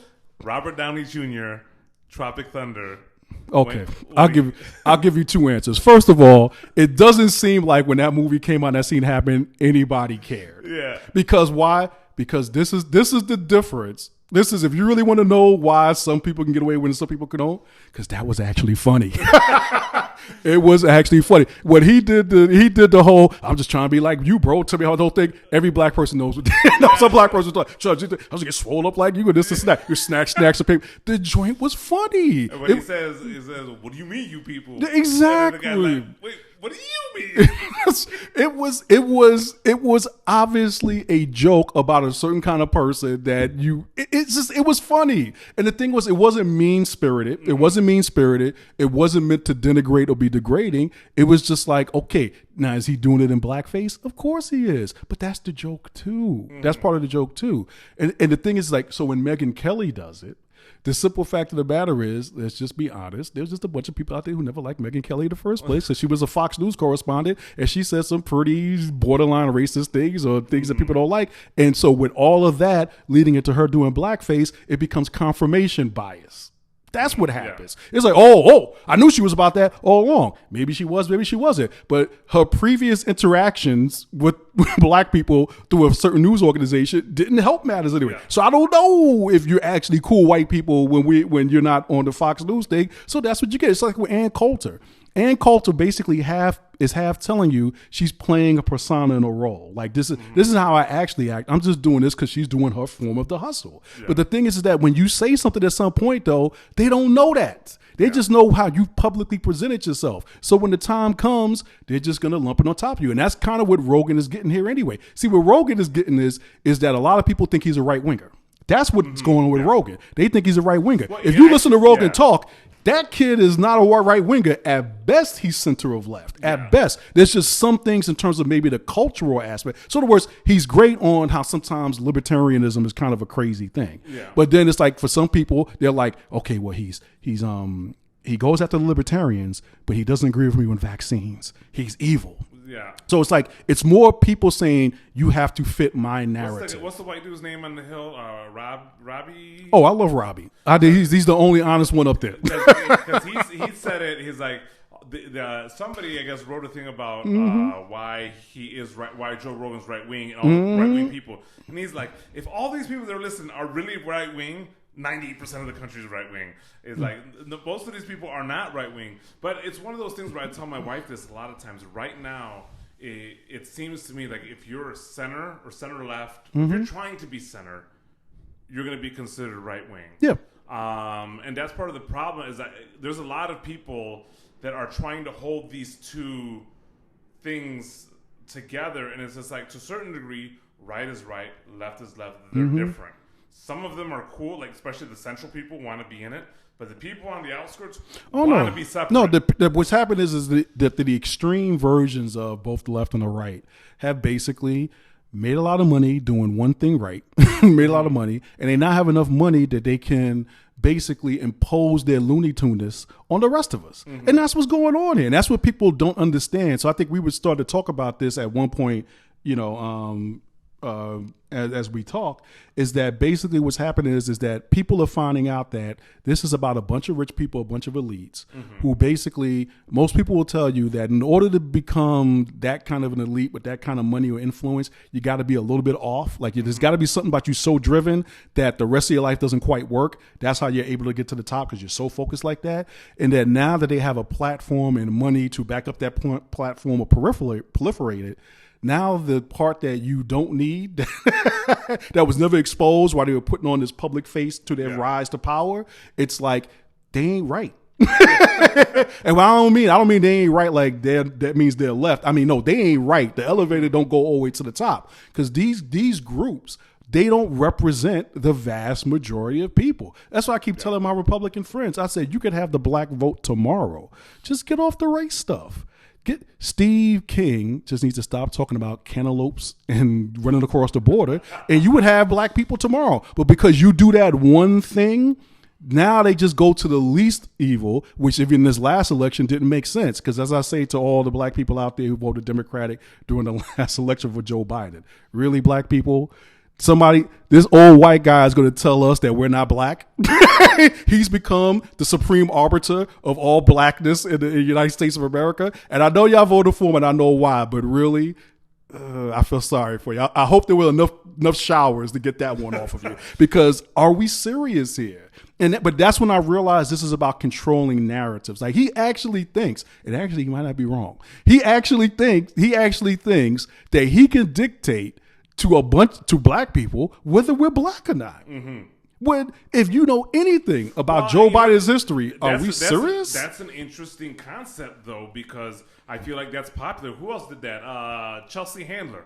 Oh, yeah. Chelsea Handler tried to tell, I got to remind 50 Cent that he's black. And it's just like, you have a lot of these whites out there that have this idea of what blackness is. I mean, it's the same thing with Latinos. It's like, oh no, you're Latino, you're supposed to be this. And it's like, no, not only am I not like that, but there's a lot of Latinos that are different. Even within my family. Like, I have, 4 siblings. Mm-hmm. I have one brother who diehard went for Trump confidently. Mm-hmm. I have another brother whose wife cried for a whole day after he was elected. And we're brothers, we're family, we love each other, we're Latinos and we're different. Like, there's a spectrum of, I'm sure it's the same in there's a lot of different black communities that think different ways. And the thing is, and not going to lie about it, there was a time when there was definitely a very clear idea of this is what black is, this is what white is, this is what Latino is, or back then it was Hispanic. Back then it was Hispanic. This is what Asian is. And what happened was, I like to think it was something called the 90s. And in the 90s, we all started kind of listening. We either started listening to or we admitted that we were listening to each other's music. It always happens through music, y'all. Mm-hmm. And then we started getting these things like talk shows where we started seeing each other's cultures. We just started being more honest about who we were. And then one thing that you realize is it's never been one idea of blackness or one idea of what, if you want to call it Latino-ness, or one idea of whiteness. It's always been, we're just a variety of people with a variety of opinions and a variety of ways to say about things. But there is a culture that probably comes more from the countries that we live in or the communities that we live in that have a very distinct idea of this is what it means to be black. So like we talk about Thomas Sowell all the time. And it's like, and guess what? Thomas Sowell didn't just show up yesterday, y'all. He's always been around. He's been around for a long time. I'll tell you right now, you can literally Google it, use your Google machine to see, I think it's a black conservative conference that took place in 1970 something. And you will hear in that conference things that you hear from so-called leftists today, because a lot of black conservatism is about self-determination. Mm-hmm. It's not, now the whole the domestic terrorist thing, they started taking on a little bit more of the moral majority or the silent majority rhetoric that I think it didn't serve them well. I think if black conservatives had kind of stuck to the self-determination part, and the Republican Party just would have they'd have to adjust the rhetoric. I mean, that was the point Michael Steele was trying to make, was that, you just, look, guys, it's like, maybe it just could have been done. Maybe there was just too much of the party, enough of the party that was racist enough that because you had to appeal to them in the primaries, that it was always going to seep into the general message. Just like with the whole thing of neoliberalism in the Democratic Party, or the woke, whatever they call woke now, that because of the way primaries work, you have to speak to that particular group who's actually, unfortunately, it's always the extremists who are the most involved in the beginning, that's why they always have to pull back towards the end, become more mainstream. Because the simple fact of the matter is, most people don't care about this stuff. Mm-hmm. Most people are not going into a protest. Most people are not going to storm the Capitol. Most people are, they're just not going to do this. What they're trying to do is they're trying to look out for themselves. Most times they're trying to look out for you and yours. Mm-hmm. That's the first thing you're trying to do. Then you'll get to your extended family. Then you'll get to some friends of your extended family. Mm-hmm. Then maybe your community. That's the thing that always gets me is that, like, what the thing that bothers me the most is those people that pretend to care about things that there's no way that you could pretend that you can care about. Like on an all-white block in Oak Park, there's a huge Black Lives Matter sign. And I'm just like, that's solidarity. Keep going. Well, it's like, they call it solidarity means that I could pretend. Because I'm like, I am pretty confident that you don't really care that much. Well, and I'm sure you have a couple of black friends that you probably do care about. But in terms of like an entire community of whatever, I'm pretty sure you don't care that much. So I'll put it this way. So the statistics bear out, at least the last I think the statistics, that when they asked, I guess, a random sampling of white people, that basically, I think it was somewhere upwards of 95% of them didn't have one black person in their immediate circle of friends. So I am somewhat maybe not enough of an expert to talk about this because my wife and we have a pretty diverse group of circle of friends. Yeah. So like if I was to say like somebody accused me of being racist towards Puerto Ricans, I honestly could say I have a Puerto Rican friend. Well, I've had Puerto Rican friends. Yeah. If somebody was to accuse me of like being a woman hater, it's like, well, I'm married and I have a lot of female friends. Well, it's interesting because it plays out in our community a bit. Like I always tell this story to people. Like it was a couple years ago, obviously pre-COVID. They did the little urban farm behind my house had a party where they had like band come through, whatever, mostly white people. Breakthrough did their little Friday house party thing on pretty much on the same street on the same block. It's always and it was mostly black. And all the blacks pretty much stayed at that black party, and all the whites stayed over here. And I went across. And the thing is, most of the white people at this party, they were mostly white. I'm sure. I went there, so I wasn't white. They're cool people. Yep. And a bunch of people here that were all black. They were cool people too. But they weren't interacting. And I see that a lot in the neighborhood is that we have a lot of the whites that, and most of the ones that don't hang out with any black people are very pro-black or solidarity with the black community, but don't hang out with any of them. And vice versa. And it's always like boggled my mind a little bit. Even there's some of them that have like the Black Lives Matter everything white people that I'll invite out on my Wednesday night beer nights, which gets several black people that come. Like we just get I've together. been to one or two, and they never come. And I'm like, here's a perfect example where you can hang out with people of color that just hang out. Well, like I say, that's on them. So that's the situation with the NFL now with the coach. At a certain point, you can keep saying, well, we're not racist and no, that ain't how it is. But at a certain point, time just tells. But we just now. There's one thing that with that whole coach thing that I don't know a whole lot about it. All I know is that the dude's last name was Flores. But isn't that like a Spanish last name? It's like, well, which part were they being bigoted towards? Is he mixed or is? I have no idea. Dude, the only thing I know about it is what I see when I go on Facebook and it comes up on my news feed. Because that is stuff that I think 90% of the country could give a rat's behind about. Because the simple fact of the matter is that other than the fact that, from what I have picked up, if he hadn't gotten a text from one of the coaches who basically was telling him he pretty much had it in the bag, and I think if I remember right, the text came a couple of days before that guy that had his interview, so he knew at least on some level they were just going through the motions with him.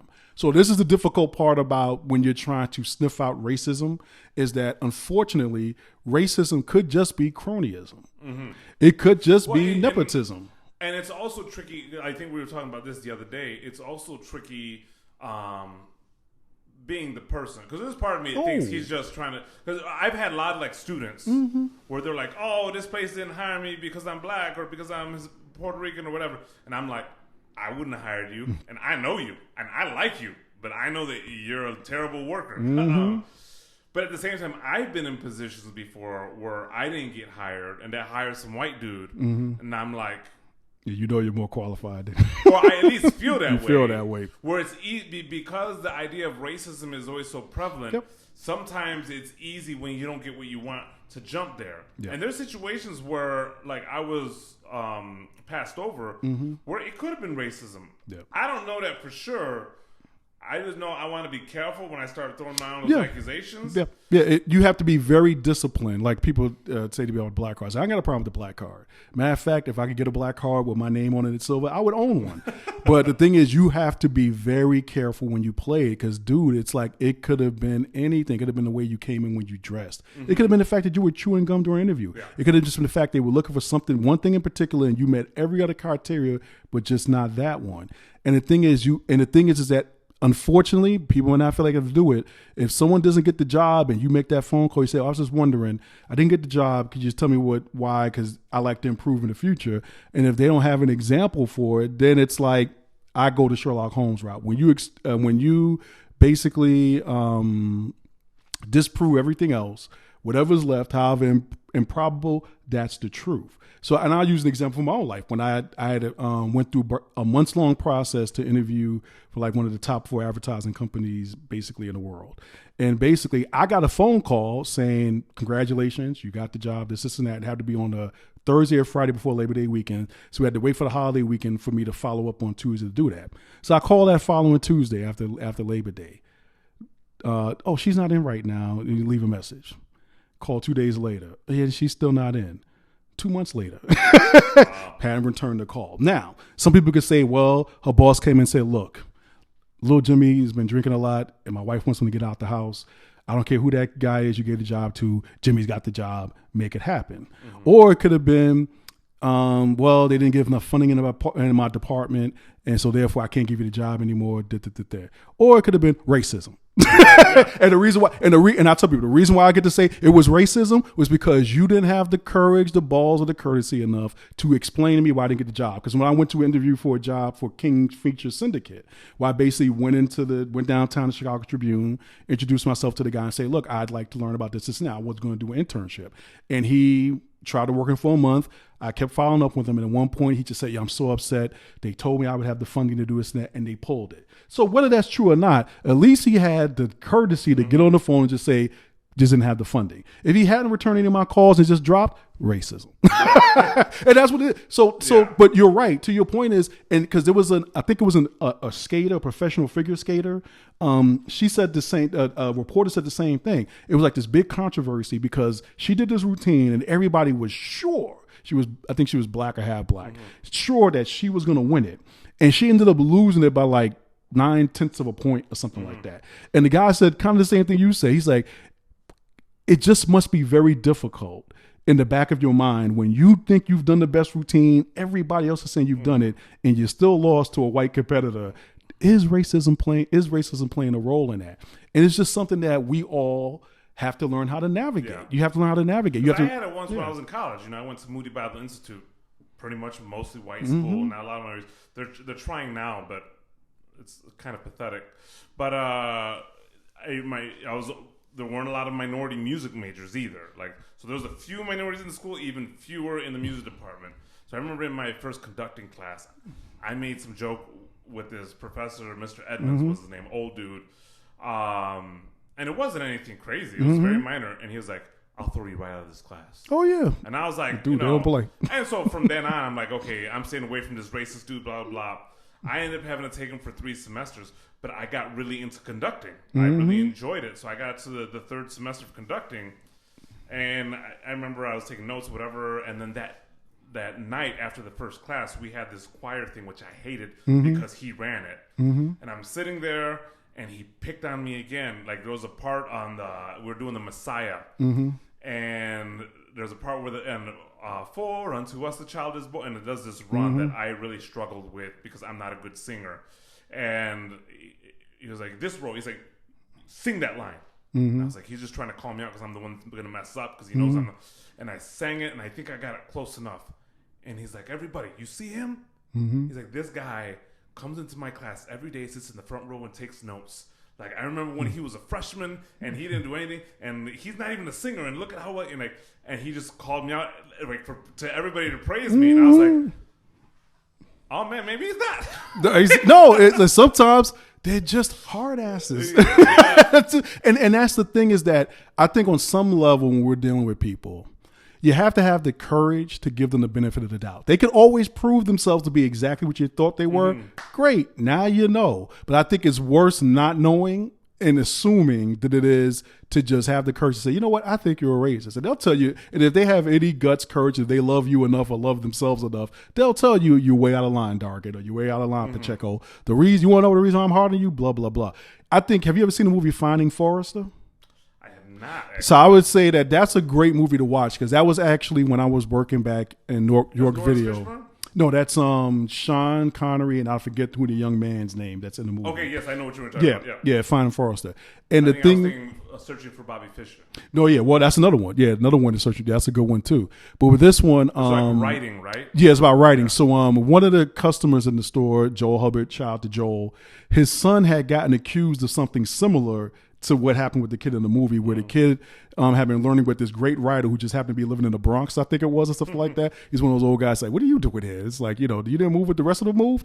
And so he had been basically teaching him, and he basically turned in a paper that the teacher was like, there's no way you wrote this. And he had to go through like one of those, what was that movie?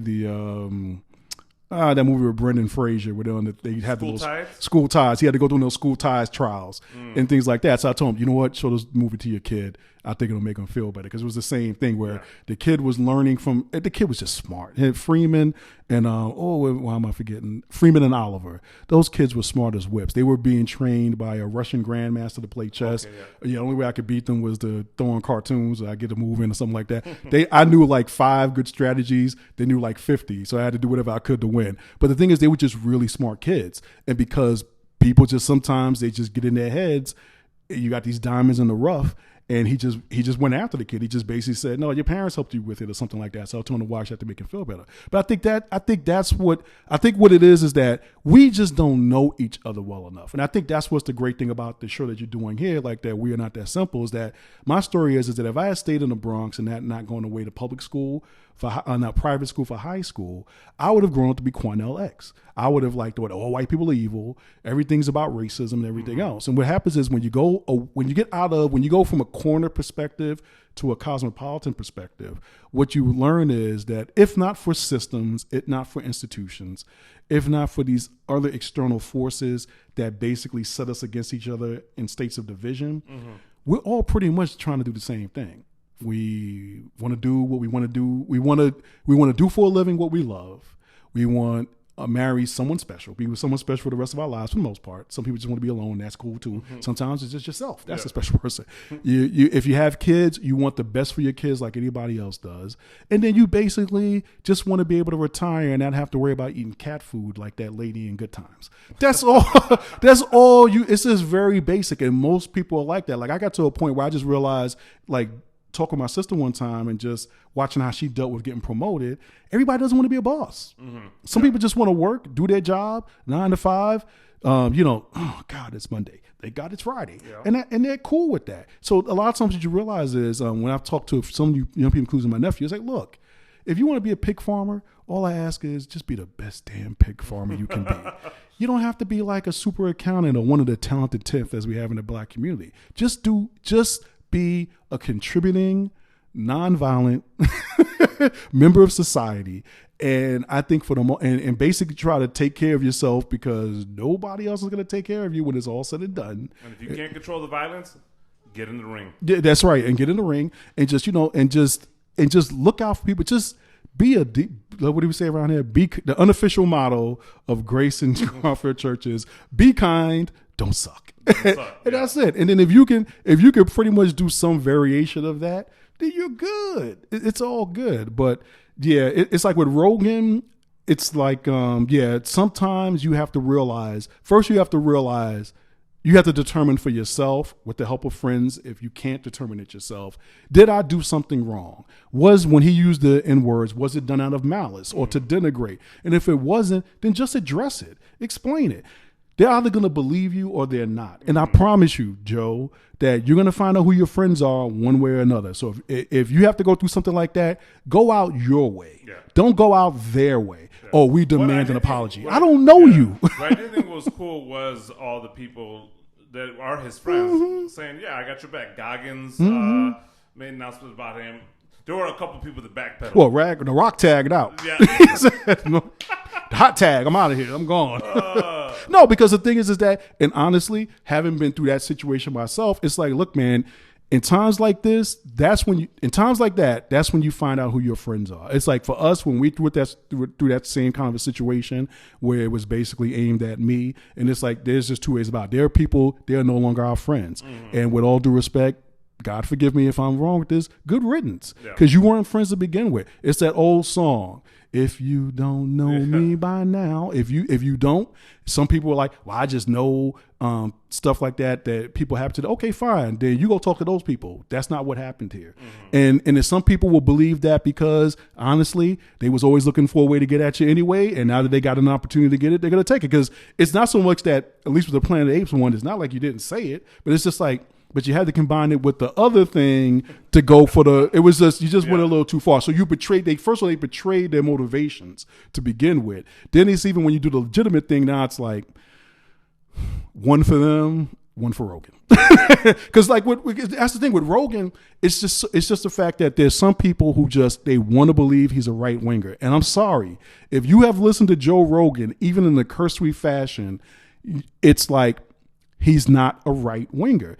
It's just that he's not going to align himself with one group just for the sake of aligning himself with one group and the perceived benefits of doing that. It's called having your own mind. When I've done the other show, It's Complicated, and I said something one time, and the guy says, "You know what?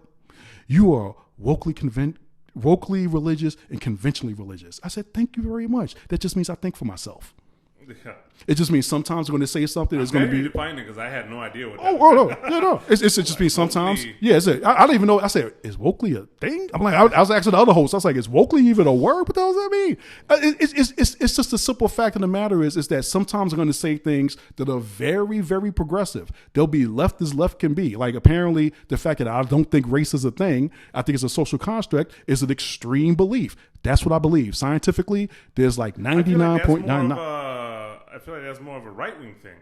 Oh, I don't know. Well, I don't know whose it is, but I know it's as far as I was. It also depends on the time period. That's what I'm saying. So yeah, no, it's like race on some level is a social construct. But I said that doesn't negate ethnicity. Ethnicity is what you're really talking about, because ethnicity is that I grew up in the Bronx during the 1970s, and there's a way that all of us at that time, black and brown, thought, and that's just what it is. That's my ethnicity. Now that's changed a bit because it's a different group. Sometimes it's a generational thing, where it's just like there's a different generation. They got more information, or sometimes less information, and they're thinking a different way. But it's like there's your ethnicity, which is more your common history as a group, that because of the race construct part, you have a common experience and a common history. And there's nothing wrong with celebrating that, because it's like that's the way I grew up. That's all. When I grew up, it was I'm black and I'm proud. Now it's like it also gets tricky because, am I black? Because of the connectedness, right? Because you have like folks that have come over like that are Nigerian, Kenyan, or Sudanese, or Trinidadian, or Jamaican,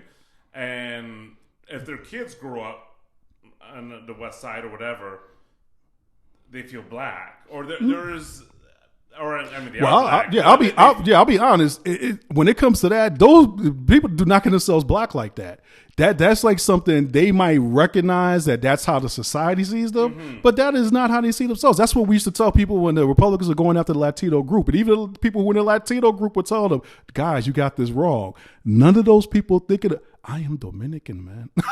they do not throw themselves in the same boat as you. And it's interesting because there's parts of Puerto Rico where it's like they're mostly black, or there's ones that are mostly white. But when we may even argue on the island about who's better or whatever. But you come to the mainland and you're Puerto Rican. Exactly. So there was a thing that Gates did that we got was called Black in Latin America. Where we talked about that, and even they talk about even in the country themselves, it's division. It's like no, it's we are much more complicated. Like you said earlier, we are much more complicated than what a society needs to do to figure out how to deal with all these people. So they have to reduce you down to these things, these groups, these identities, so that they can figure out how to basically distribute resources. Yes. And the thing is, and that's the one thing that like I'm totally okay with that.